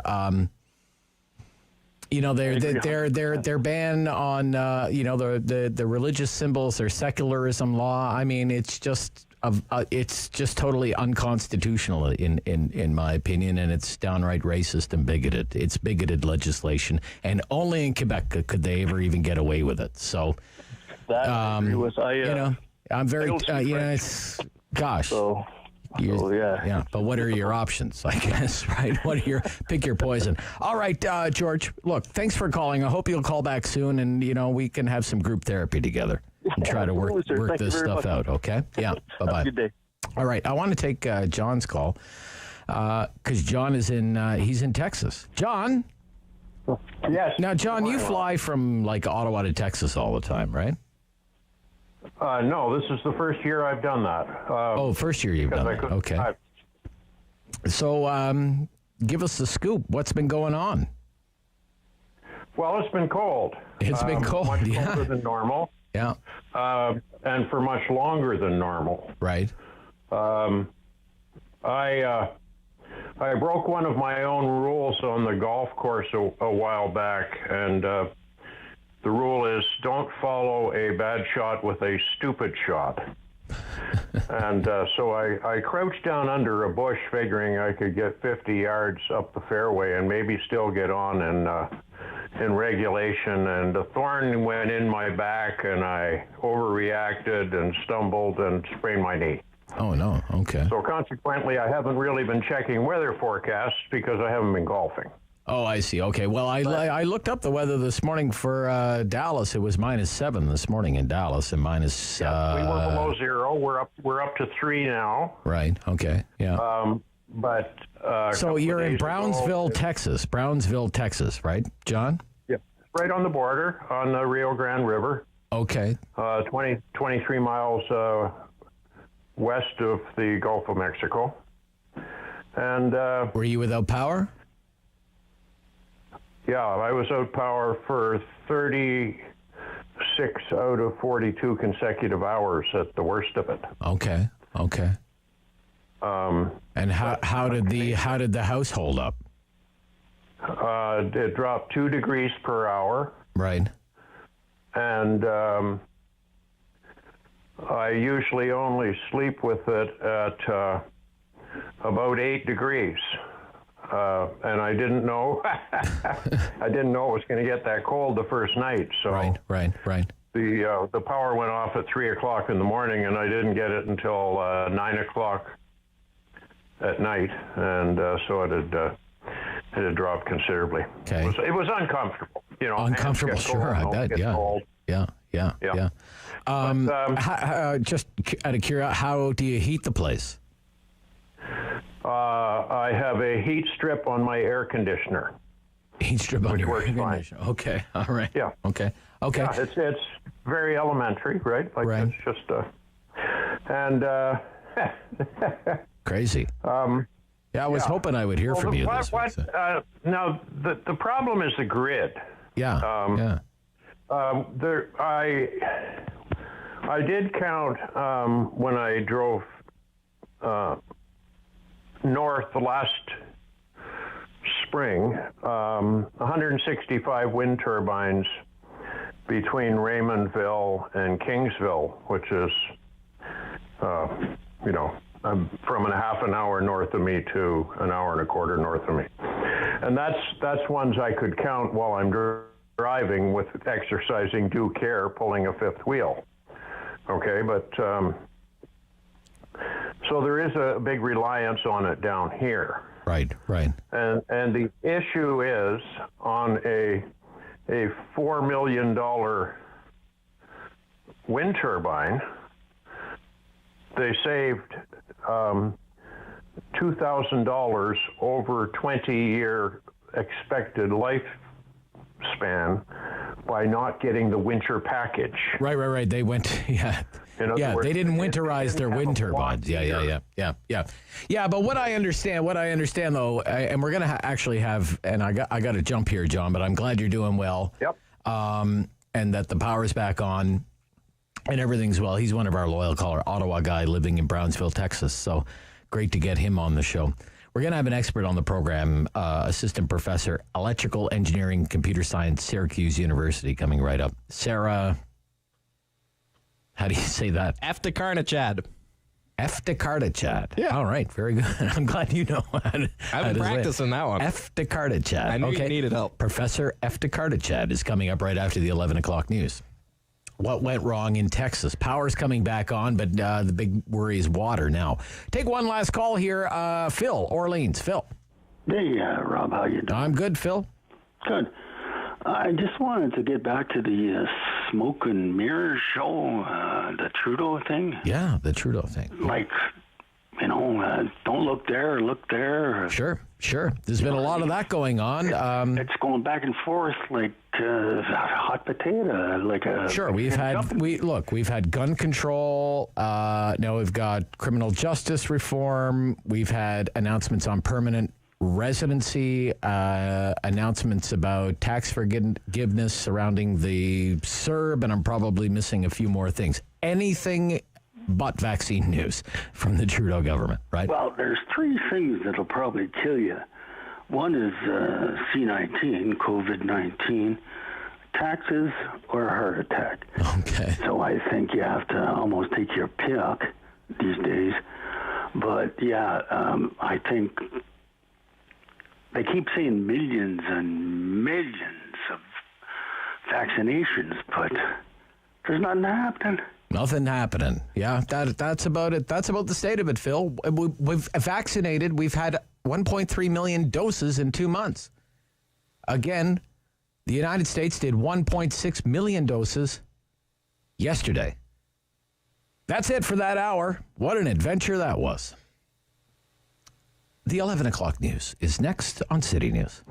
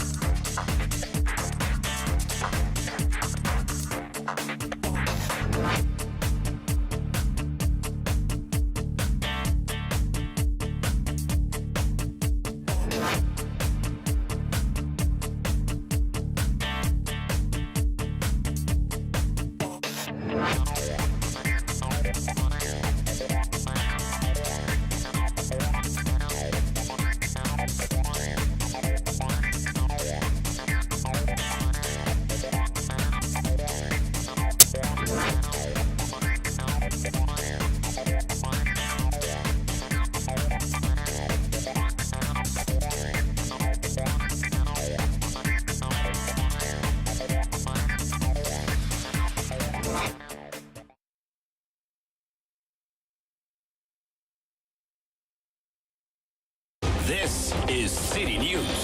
CIWW 1310 AM in Ottawa. And CJET 1011 FM in Smiths Falls and the Valley. Number 1 for local news in Ottawa and the Valley. This is City News. Now on 1011 FM and 1310 AM.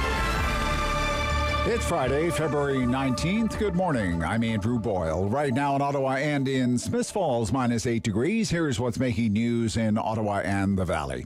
New federal COVID modeling numbers show the country is currently on the right track in battling the virus. But it also makes a dire prediction about what could happen if variants take hold and restrictions are relaxed.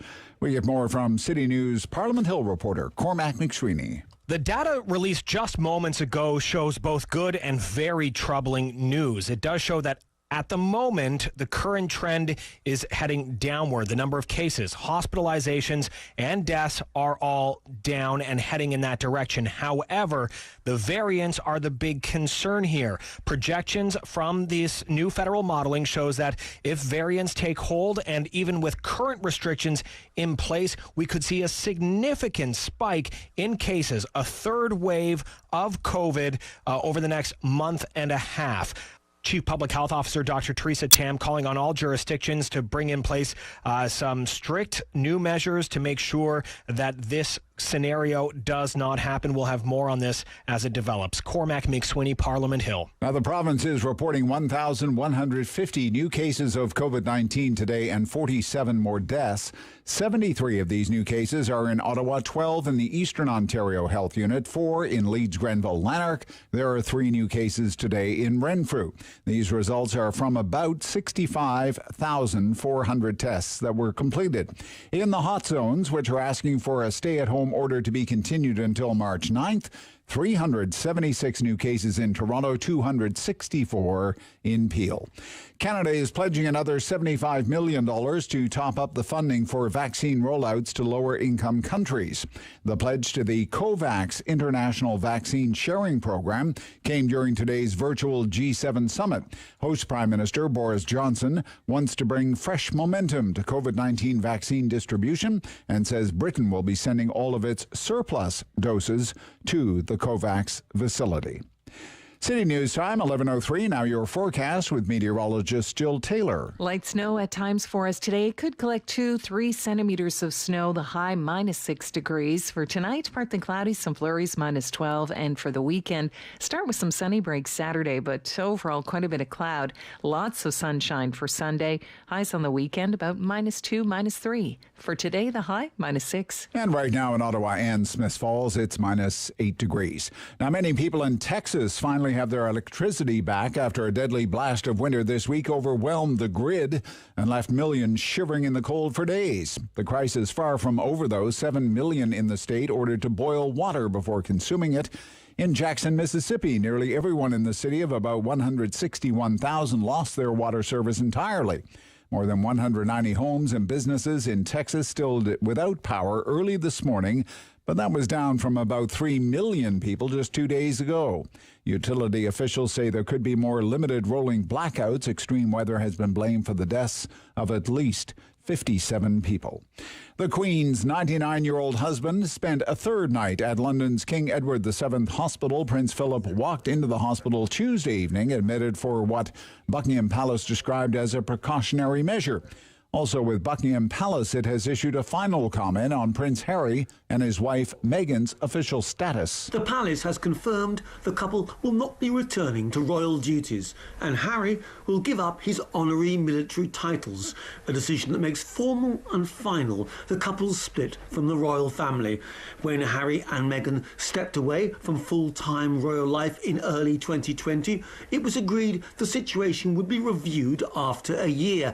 Now it has, and the palace says in a statement that the couple, also known as the Duke and Duchess of Sussex, will not be returning as working members of Britain's royalty. Charles de Ledesma, London. And I'm Andrew Boyle. For News Anytime, follow up online at ottawa.citynews.ca. He's a pillar of community opinion.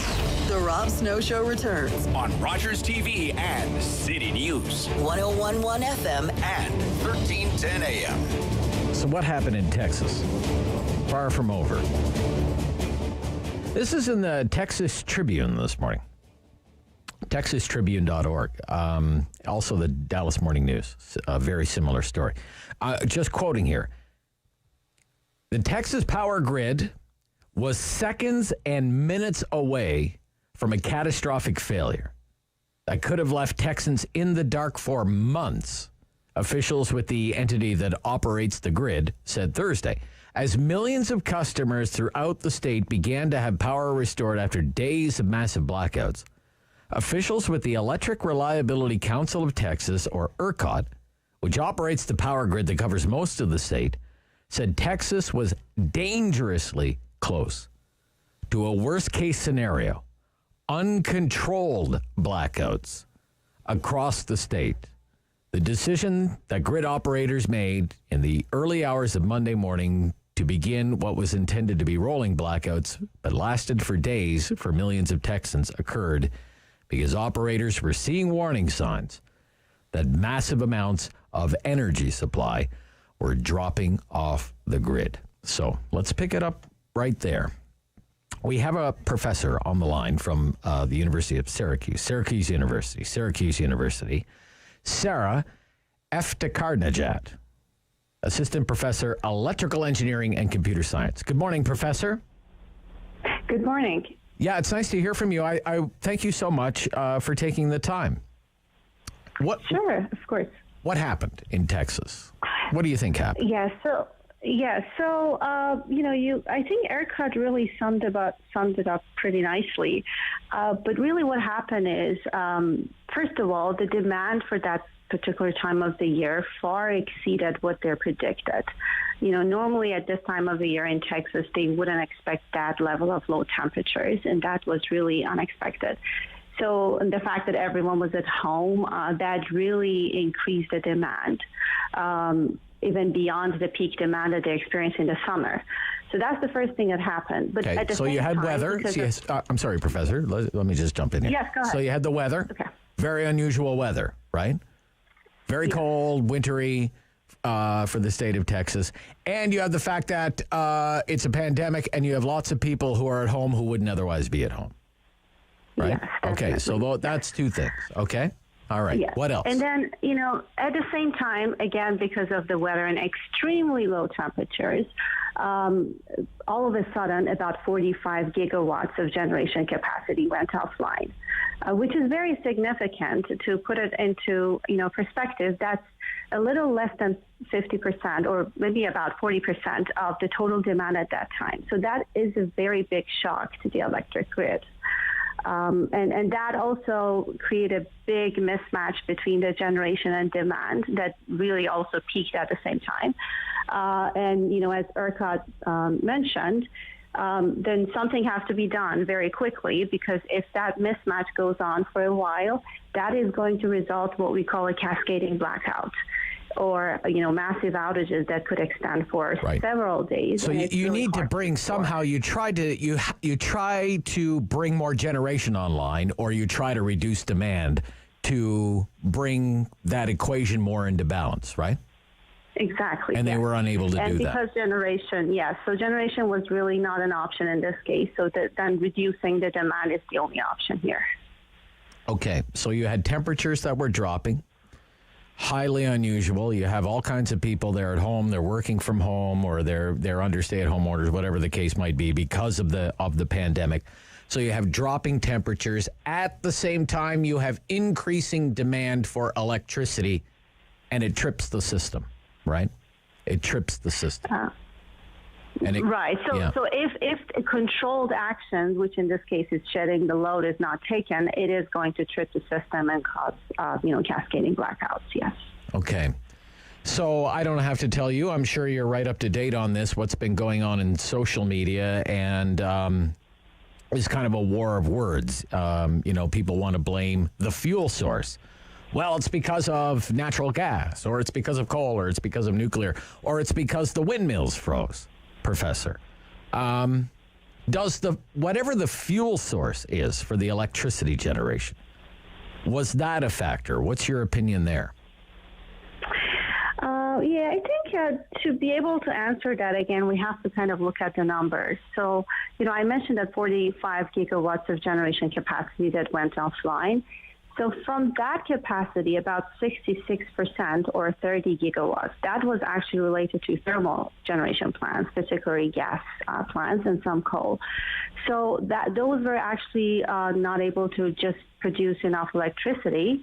And then about 33% was related to wind turbines that were not operating because of freezing issues. So if you just look at the numbers, I don't believe that, the wind is really to blame in this case. But really, I think rather than looking at the type of the fuel, you have to really look at like the grid itself or whether the system in Texas was really ready for this type of temperatures. I think that is the bigger issue than really the type of the fuel here. And I think the fact that those plants were not ready to really tolerate that low temperatures, I think that's really something that we need to look at it right now. So it's about, and this is a kind of a common thing that governments are starting to address now, it's about building more resilient infrastructure, and in this case, Professor, more resilient electricity distribution infrastructure. What do you think about that? Yeah, so it's more resilient infrastructure, both on the generation. So this is more related to generation. Generation, all right. Okay. And also considering the interdependency between, power generation, other infrastructure, in this case, could be gas supply system. There was definitely interdependence with the generation supply. So if, to produce electricity in that plant, you need gas supply. But gas supply was also dependent on the source of electricity. So that kind of made the situation even worse. And then, I know that's not related to, the generation, but also we just talk about the water shortage problems. Yeah. So that is also as a result of the electricity outages. So all these interdependencies, they probably were not taking into consideration when a lot of decision was made as far as, what type of generation should be available and how, for example, gas should be supplied to those generation plants. So, and also keeping the system more resilient. Of course, you have to, look at the numbers that, this level of generation outage is very unexpected. So as of now, a lot of systems are designed to withstand a certain level of generation outage. So there's always some level of reserve capacity available. But this level of outage is really nothing that the system can be prepared for it. So perhaps making the system more resilient to extreme weather, that seems to be a pattern recently, that probably could prevent some of those outages. Okay, do you think that this is something that is unique, Professor, to say a southern state like Texas, or is this something that could be problematic for other parts of the United States? For example, you're in Syracuse. I mean, would the electricity system in New York suffer the same sort of catastrophic failure, for example? Yeah, that's a very good question. So, as you said, at this part of the U.S., Northeast or Midwest, we do experience very low temperatures, but we don't have this kind of outages. So that kind of brings the point that, there are steps that could be taken and has probably been taken in other parts of the U.S. to prevent those sort of, outages as a result of low temperatures. For example, when you think about the wind turbines, in other parts of the world that they have extremely low temperatures, these are less common because there are additional equipment, on site that could actually prevent those turbines to freeze, and they can still operate in low temperatures. So, so I would say yes, probably there are less of that at this part of the country than the southern states. Okay, I thank you for your time this morning, Professor. Great pleasure. You're very welcome. Nice talking to you. From Syracuse University in Syracuse, New York, that is engineering professor Sara Eftekharnejad. This is the Rob Snow Show. Warren Smokey Thomas is coming right up on this idea that's being proposed. There are applications in place for liquor licenses for 7-Eleven. We'll ask him about that. Warren Smokey Thomas is the president of OPSEU, and OPSEU represents the unionized workforce at the LCBO. Just ahead, Rob Snow Show on City News. Papa Jack was started 14 years ago, really by accident more than anything. A friend of mine had bought a grocery store. A popcorn machine was in there. He didn't want it. I ended up by buying it. My family thought I was nuts. When I first said, come and pick up this popcorn machine, my son said, what the heck for? I won't use exact words. But anyway, we started, and it just kept on growing and growing. But at the time, I was the only one selling popcorn in Ottawa. But we persevered as a family, and here we are. So it's been very, very rewarding for my family and myself. And to see our brand name, Papa Jack, and Papa Jack came out of, I wanted something that was going to be very bilingual. So Papa, and then in Ontario, everybody called me Jack, even though my name is Jacques. In Quebec, it's fine, it's Jacques, but in Ontario, it was always Jack. So we married the two together, Papa, Jack. With the store that we have on Thurston Drive, it basically, the factory's in the back. If you come into the store, you can see how the popcorn is being made during the week. So it adds an extra layer of, you can see the sanitation, you can see how we do it. It's not like making popcorn. Most people thought when I started this, I was making popcorn in my garage or in my basement. No, never did. It was started in this building, in the back of the building, and then we kept growing and growing until what we have now. My daughter and my son came up with a brilliant idea to do a fundraiser online. So basically all people have to do is to register here, and we give them a special code number. And with that code number, they tell their friends or their neighbors, everybody, to buy online from us with that code number. And then at the end of each period, could be 2 weeks, could be a month, then we'll pay them a 20% of all the businesses that we got through that code number. One thing I'd like to say is thank you to all the Ottawa people who have supported us and support local businesses. It sometimes people, you know, they talk about buying locally. Now it becomes that much more important to buy locally, to support your local businesses, because not too many of them are going to survive this. We're fortunate that we're so far so good.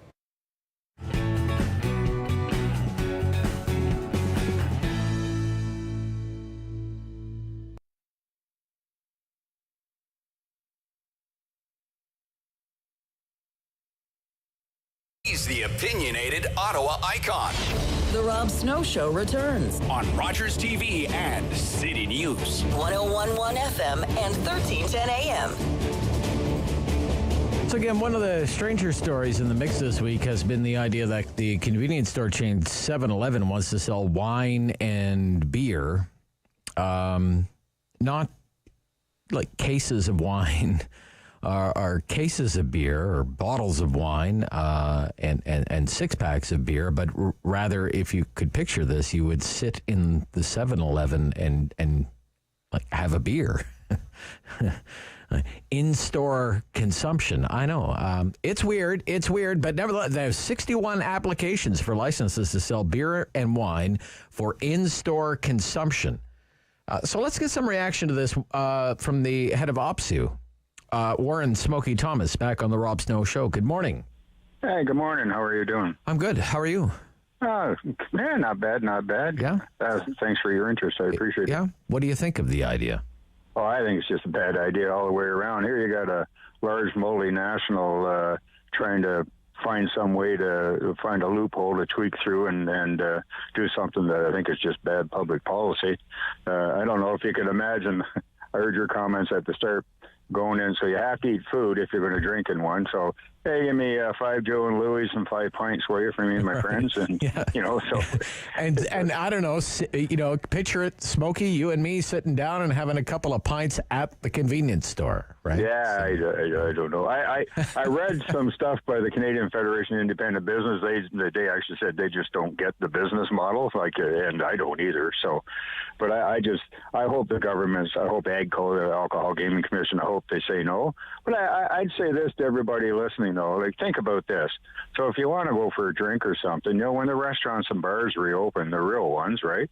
Mm-hmm. Support them, right? Because they're hurting bad through all this pandemic, and anything that cuts into their market share when they reopen is just plain not fair to them. They've suffered through all this, multiple shutdowns and not being able to open, and the government did.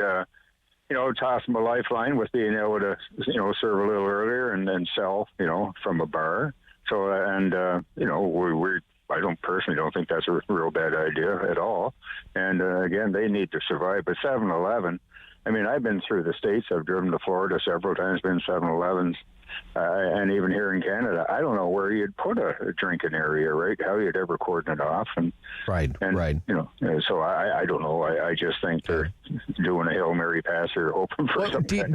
Do you think it has something to do with an attempt to maybe further, say, liberalize the sale of beer and wine in corner stores? You're obviously you're not a big fan of that anyway. No, I'm not. No, and I believe in incrementalism, and I think you hit it right on the head. This is I see it too as incrementalism. So they get this, and then they sell local wine and local craft beer. That's the olive they hold out. The olive branch they hold out. Right. And then lo and behold, a year later, they're trying to sell. Well, hang on a second, we want to sell discount beer, and then the local folks get shafted, right? Because they'd be priced right out of existence by the big boys there. So. Okay, so a thumbs down from you. Thumbs down for sure. Okay. But thumbs up for supporting our local restaurants that have a license and our local bars when they get to reopen. That'd be my thumbs up. Okay, let me ask you a few more things while I have you on the line. Sure. What do you think about the economy reopening a little bit here? I think, well, first, I wouldn't want to be the Premier of Ontario having to make the decisions he makes because he can't win, right? So just, I actually said to my wife over dinner last night, he can't win, right? No matter what he does, somebody's going to criticize him. I personally think you need to reopen. I think it's safe. I think I've gone into small stores when they've been open, and they're safe. My wife's gone into Costco, and the one in Kingston's a lot better, but but some of these stores, my folks did the blitzes, and they found like 60% weren't compliant. Oh, I see. Okay. Yeah. So I think you need to reopen. I think you can do it safely. I truly do, based on everything, and I'm not a scientist, don't get me wrong. No, but I see in small stores people masking up. I think the owners have the right to say to somebody, no mask, no service. It's just like no shirt, no shoes, no service. Right. It's legitimate. And to grow ourselves out of the economy, I hope that, I think the finance minister, Peter Bethlen-Falvey, he's a decent human being. I dealt with him a lot at Treasury Board. And, the view I have, and I think the view he has, is you need to grow the economy as much as possible. And so Doug Ford has said we're going to make stuff here at home. We're part of working groups with our community colleges, long-term care homes, to train up PSWs, but also community colleges to get in and, convince young people to get into the trades, and the colleges, train them up. There needs to be incentives for employers to take on apprentices. So I think, if the Premier brings together, a whole bunch of industry folks, educators, I think we can. It's going to be a long, painful process of getting out of the hole we're in, but I think we can do it and still preserve vital public services. I honestly think that they go hand in hand. Okay, this is kind of a softball for you. You're a longtime union leader in the province of Ontario, but what is your position on paid sick days? Mr. Ford is under a lot of pressure to bring in paid sick days, even though there's a federal program for paid sick days. So I'm going to catch a lot of hell from a lot of people for this, but here's my position. I think it's a great idea as a public policy, but here's what I think that some people like the NDP and some other unions, in fact, what are the consequences of that? how would a small employer absorb that cost when they're, we're still going to have more small business go to business? John Yakabuski had a good idea. He's a Tory MPP up that way. Yeah. When this was proposed before about paid sick days, if there was some kind of fund created where a small employer could say, "Look, I had an employer got quite sick. They were off for 5 days. Can I recoup some of that from this fund?" And the other alternative would be to almost like a workers' compensation kind of thing. Exactly. Yes, it would take some work to set it up, but you can't, I don't know. My son was a small businessman for years. He ran a small body shop, and honest to goodness, he worked just to pay his employee, right? And he finally got out, but he didn't want to. He liked working for himself, but he did 80 hours a week, made less than minimum wage most of the time, and did good work. But they just, I don't know how they would absorb it. So there needs to be, Ford just can't pass it. I would think that everybody would have to admit that. That's just a kind of a public policy decision that's going to take a lot more talking about and a lot more thinking through than, it's a good position, again, on a public policy point of view, but in practice, I don't know how, you couldn't do it just now. It's got to be a long-term view. But if the feds were to work with the provinces to do a little more on the EI system, I think that might be a viable alternative too, but you'd have to have a degree of cooperation between the feds and the provinces that perhaps doesn't exist. Okay. So, all right. I'm glad things are well in Kingston. Kingston area, that's where I usually reach you, and done a very good job there when it comes to the containment of COVID-19. They have, and just on that, Rob, you think about this. It's in our jails right now, but my members work in the jails, right? And they, right up till now, they've been able to keep it out. It's just in the last few weeks there have been outbreaks. And all these places in congregate settings where there's very few cases. So I think workers and the bosses where they've really worked well together have been able to contain it, keep it out. In some places it's virtually impossible, in really close quarters and stuff, like in group homes. So I think all in all, everybody's done well, and particularly the frontline workers, and they are the heroes, whether you're working at a grocery store or the LCBO Service Ontario, where, paramedic, going into that factory every day or the warehouse, everybody's done a remarkable job, and I think Ontario has done really well in containing it, and I know there's a lot of people that doubt it's real, a lot of people doubt the science, and I'm not a scientist, so if you got to believe in somebody and rely on somebody, it's going to be the scientist, right? But okay, Warren, good to hear from you. Thanks again. Thank you, Rob. You have a good day. You too. Smokey Thomas, Warren Smokey Thomas, President, OPSEU. Queen's Park Week in Review coming up. We'll talk some Ontario politics with our MPPs right after the news on City News.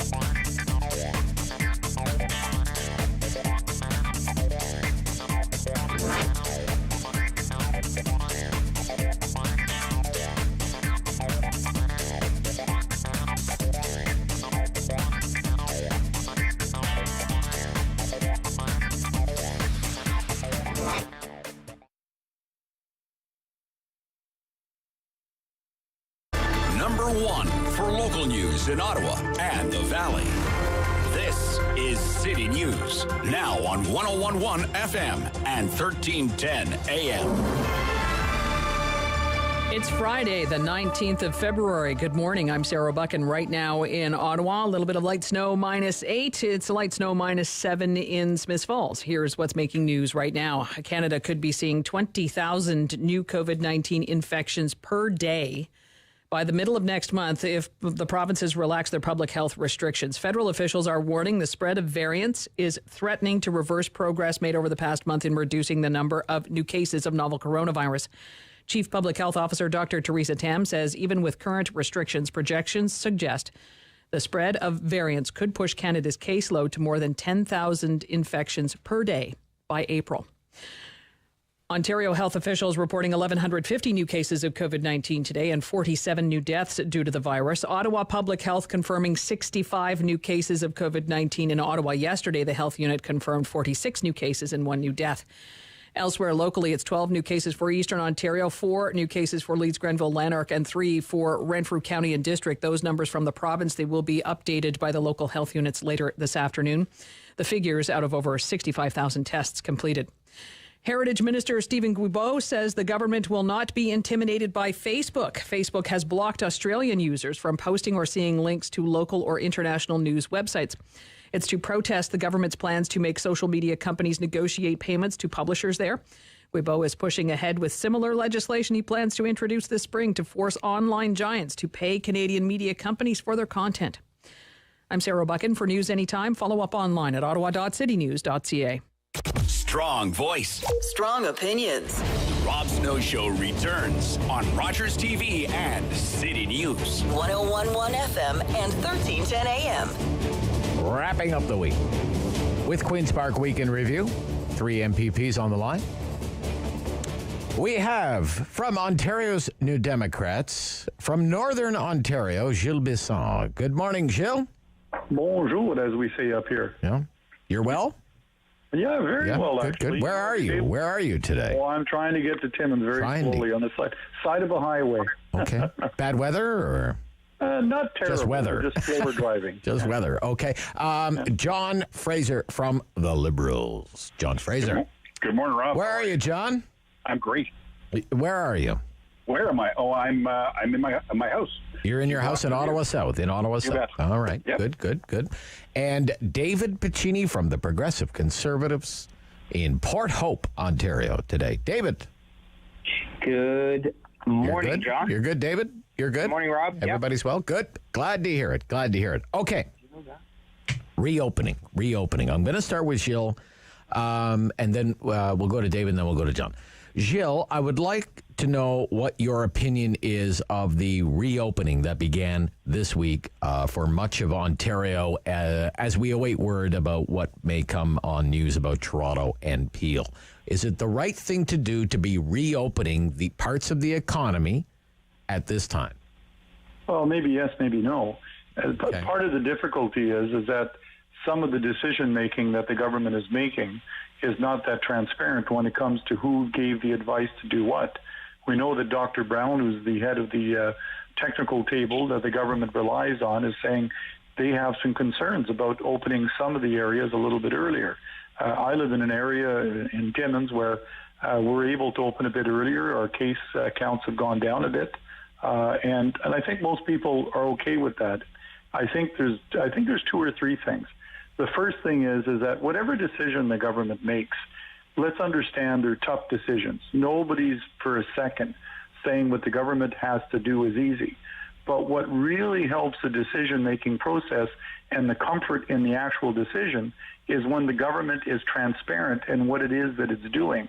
And what we see now, we see some experts saying one thing, other experts that are hired by the government to do the advice giving or not. And the last part is, I would just say, whatever happens, open or don't happen, the rest is all up to us. We need to make sure that we follow good public health rules like wearing masks, keeping distance, washing our hands, doing all of those things. And those are the things, until we get all vaccinated, that are going to make the big difference. But I would say the biggest thing is government needs more transparency. All right. I don't know, Gilles. Your comments are, very reasonable. In stark contrast to your leader's position this week, where it was, this is a terrible mistake. How can you be doing this? You're, there are people that are, but there are people that are saying that, right? And that's the point. Right. If the best way to deal with this is that you need to be transparent.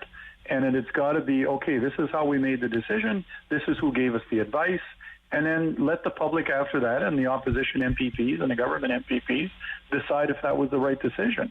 But and you saw it this week at question period. The government, as soon as you raise any question in regards to their decision, it's like a major pushback and name calling. Like, we'll get into that. We'll get into that. Go ahead, David. Go ahead, David. Thanks very much. Well, first, I think folks in Ontario understand this isn't a move to normal. This is a move to the response framework. And as for the decision making, I think first and foremost, we always rely on the advice of the Chief Medical Officer of Health, Dr. Williams. And one of the things when we look at the modeling and the variants, absolutely, we're actively monitoring the variants, and we're working with our local public health officials as well on this. But I just got off a phone. One of the factors that we haven't mentioned here is rapid tests and the deployment of antigen tests. And, we've been constantly using technologies like for example, the face drive technology that the government funded yesterday, which was for contact tracing in areas where you don't have the ability to utilize GPS. So we're constantly utilizing that. And the one thing the modeling does not take into account is the deployment of those technologies. I recently posed that question to Dr. Brown on the table. So these are the factors that are going in, and I do think that Gilles certainly is a much more reasonable MPP than his leader. And I think some of the things you don't see that happens in the legislature is like what John and one at a time. One at a time, please. One at a time. Finish. Can we take a vote on that? One at a time. Finish up, David. John, I'm about to pay you a compliment, so be nice. John and I were talking on a file that he said, hey, this affects your ministry, and we have those discussions at the legislature, and those are good discussions. And I think what the Premier would like to see, what I would like to see, and I know it's been great working with both John and Gilles, is a real Team Ontario approach to this. Okay. You know what? I wasn't really feeling the kumbaya this week. We listened to a lot of the question period, not a lot of kumbaya. John, go ahead, John. David, I have a lot of respect to you, and I do appreciate you taking the time to listen to concerns. I do have to disagree with you on the Team Ontario approach, but I'm not going to talk about that right now. What I want to get at is it right and proper to be reopening right now? Look. If you take a look in the case of schools, we know that opening up the schools is important because there is a need for families and for children to issues of mental health, normalcy. The challenge is you have to put the things in place that allow you to be able to open. I know the government's talking about rapid testing now, but they sat in boxes for months and they should have been ready weeks ago. And I'll give another example. Is the government's talked about an emergency brake. We have this emergency brake we're going to pull, and we're reopening, and we're going to pull this brake, and that's going to keep us safe. Well, the Associate Medical Officer of Health said on Tuesday, well, we don't exactly know what the criteria is for the brake. They're still developing that. I'm like, so you just announced really actually an idea of an emergency brake, and we don't really quite know or can't explain to people how and when we're going to apply it. So the bottom line is those things have to be in place. You can't be late with them. They have to be there before you do it. And I was just shocked when I heard, well, we don't.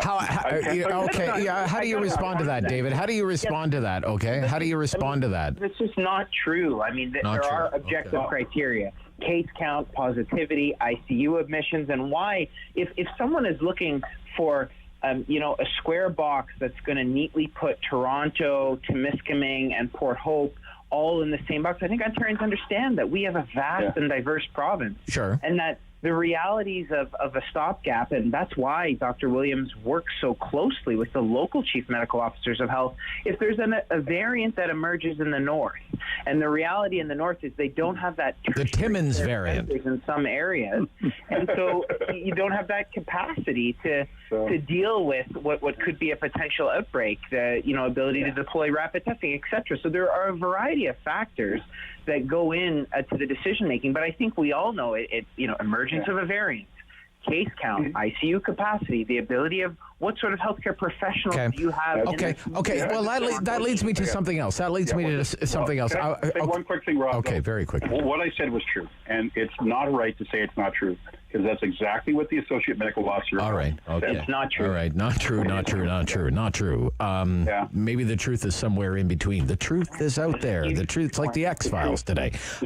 Look, let me jump in here. David makes a good big province, right? My gosh, it takes days to drive across the thing. Tell me about it. Do you think that local health authorities, such as here in Ottawa, we have Dr. Etches. I don't know who the head of the health authority is for Gilles' riding, or David's riding, but nevertheless, do they have enough autonomy if they think, in our district, we think we need more restrictions, and we think, we're not ready to go that far just yet. Do they have enough authority, enough local authority to impose restrictions? For example, if they don't feel as though their local communities are prepared to reopen, what is your opinion there, Gilles? Well, first of all, our chief medical officer of health is Dr. Canton. And done an amazing job with their team and others in dealing with the pandemic across the region, as other medical officers of health have done. I don't think that's the question, though. I think the question is, do chief medical officers of health have authority to be able to do what's necessary for their communities? In most cases, I think is the case. What I think has become a little bit confusing for some is yes, we need to have regional decisions, because you were right a little while ago. What's going on in Timmins is different than what's going on in Peel and what's going on in, let's say, Kingston. You can't have a one-size-fits-all approach, but there is inconsistency when it comes to the application of the rules of how some of these decisions that the government has made and how they apply in each of our communities. For example, while we were in shutdown in Toronto, and this is just one issue, and we were shut down in Timmins, I couldn't walk into a Canadian Tire in Timmins, but I could walk into a Canadian Tire in Toronto. And, I raised the issue with the minister, not, in a private conversation, saying, what gives? Why is everything interpreted differently? And to a certain extent, it's because not necessarily the chief medical officer of health has the right to open and close. It's how some of them are interpreting it, and it's creating, I think, a little bit of confusion. So do they have the power? I think they got most of what they need. What we need is more clarity and transparency. All right. What do you think, John? They definitely have. They definitely have the power to issue orders, and I think we need to trust our medical officers of health to make the right decisions. They're the ones that are on the ground. Where the problem lies is that you have places that are next door to each other, and there's a broader message being driven by the provincial government. So both the local medical officers of health and the medical officer of health and Public Health Ontario, they need to be aligned and supporting each other, and there's a disconnect that exists there. And we can see that. We can see, even in the report here in the city of Ottawa, that public health has not felt like it's been connected when decisions are made, that people are finding out things later. And that's the real challenge of this pandemic is the decision making. I guess it's a tree that they have, and the lack of coordination that exists. And I think that's what we're seeing. All right, David. What do you think, David? Yeah, well, I mean, to be frank, I think that with respect to public health, I think we're all in agreement vis-a-vis the ability of local chief medical officers of health to act, issuing Section 22 orders, etc. But they do work very closely with Dr. Williams. I know, these are constant questions. I think that everyone can pose. Opposition can pose. I pose them as well as a member of the government. And these are all things we should consider vis-a-vis the standardization and how we communicate. I've often said communicating information between different health units, you go on the websites and it's done in a different manner. And the minister moved and acted, and now on our website you're able to see the same information that's provided to Public Health Ontario via a dashboard online. So these are, amidst the global pandemic, government's also dealing with the day-to-day business of governing, but also pivoting to be responsive to that. So I do hope that when we are beyond COVID and with the vaccine deployment and with hope and light at the end of the tunnel, that the opposition parties will be willing to have a good long look at the structure of public health agencies, take a post-mortem on how things are done. And I think these are healthy discussions to have throughout. And throughout, we've been guided by leading on the advice of our local and chief medical officer of health. The premier's never hesitated to act. And that, I would say that the numbers cases per 100,000 are a proof point in the decisive and prudent leadership of Premier Ford. When we come back, nails on a chalkboard. Talk about that comment from the Premier this week, already alluded to a couple of times by our panelists. So nails on a chalkboard and beer at 7-Eleven. 11:46 on the Rob Snow Show on City News. No Nut Butter is a business where we make allergy-friendly spreads, so alternatives to peanut butter, Nutella, or those kind of things that kids and adults like to have on toast or on a banana or on an apple, and aren't really available to people with severe food allergies or allergies to the top allergens. When you're an allergy parent, you read every label because you need to know the details of every ingredient that's in the products that you're going to feed your kid. So we found that a lot of the products that we were looking at had may contain warnings, which we can't have, and had just so many ingredients in them that you don't know if there's a weird unknown ingredient that is kind of disguised under a different name. So we started No Nut Butter so that we would have the opportunity to have products that were safe and free from the top allergens and had really simple ingredients in them so that you would know exactly what you were feeding your kids. We make 4 different products at No Nut Butter. So we make a pumpkin seed butter, which is our alternative to peanut butter. So it only has pumpkin seeds, roasted pumpkin seeds, and some kind of oil in it. So we usually use corn oil or olive oil. And then we make what we call Choco Pumpkin, and it is our alternative to a chocolate hazelnut spread. So it is our pumpkin seed butter with our chocolate spread, so very much chocolate hazelnut spread. We make a coconut caramel, so it is coconut milk and sugar, and it is our kind of vegan option for caramel, because typically caramel has lots of butter and dairy in it. And then we make an apple butter, which is apples and cinnamon and sugar, and that's it. We do also make a sugar-free pumpkin seed butter option because we have some diabetics and just some people who don't want sugar in their lives, and so we do offer that, but you'd have to custom order it. There are very strict rules around producing products, particularly nut-free products.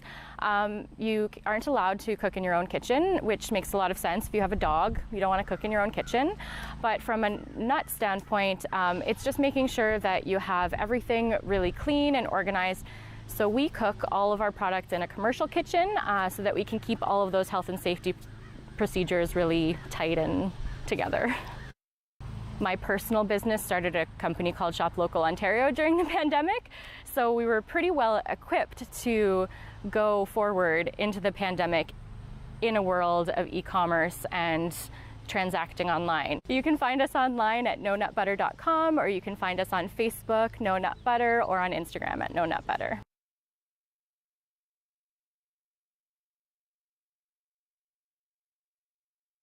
Sportsnet. The world world is changing. So keep up with Rob. The Rob Snow Show returns on Rogers TV and City News, 101.1 FM and 1310 AM. So, this happened this week in the Ontario legislature during the question period. From day one, putting confusion with the public about paid sick days, rather than sending inaccurate information out to the public and hurting the public. Why don't you come and join us to support the people of Ontario for once, rather than just sit there and criticize and criticize. You know, it's like listening to nails on a chalkboard. Listening to you. I'm going to remind all members to make their comments through the chair, not directly across the floor. Next question, Leader of the Opposition. Speaker, this Premier always goes to the worst places when he doesn't like the questions that the opposition is asking, but we're going to keep asking them on behalf of Ontarians, Speaker, good, Dave. on behalf of the Good people stuff. of this Okay, nails on a chalkboard. Should the Premier apologize to Andrea Horwath? And why hasn't he? David Piccini, Conservative MPP. Take that one, David. You're welcome. Well, look, I think that the Premier, what he was expressing there was frustration with the NDP's chronic lack of cooperation and unwillingness to work with the government to fight on COVID-19. And I think when we look, and this stemmed around paid sick days, something that we're not seeing anywhere else in Canada. We're not seeing opposition parties mislead. The people they're there to serve. The opposition parties there should be working. That's because they have with paid sick days. their constituents. All right, one at a time. Stop the heckling. Order. We have a national program, and there is not in any other province, and they're working with the governments on supporting that. And then we have a duty to work with Ontarians to ensure that they're accessing the programs that are there for them. And I think I'll use an exact Okay, but case point. let's get right to the point here. The allegation is it's a sexist remark. Was it a sexist remark in your opinion? No, it was not. No, it was not. It was not. It was a frustrating. I think it's disappointing. I mean, they're grasping at straws, trying to go there with the Premier, and that's something that they've done since day one on with Premier Ford. And you know what? Let's stick here to the issue at hand, which is on the misleading that they were doing, which is without question frustrating the Premier. And a case point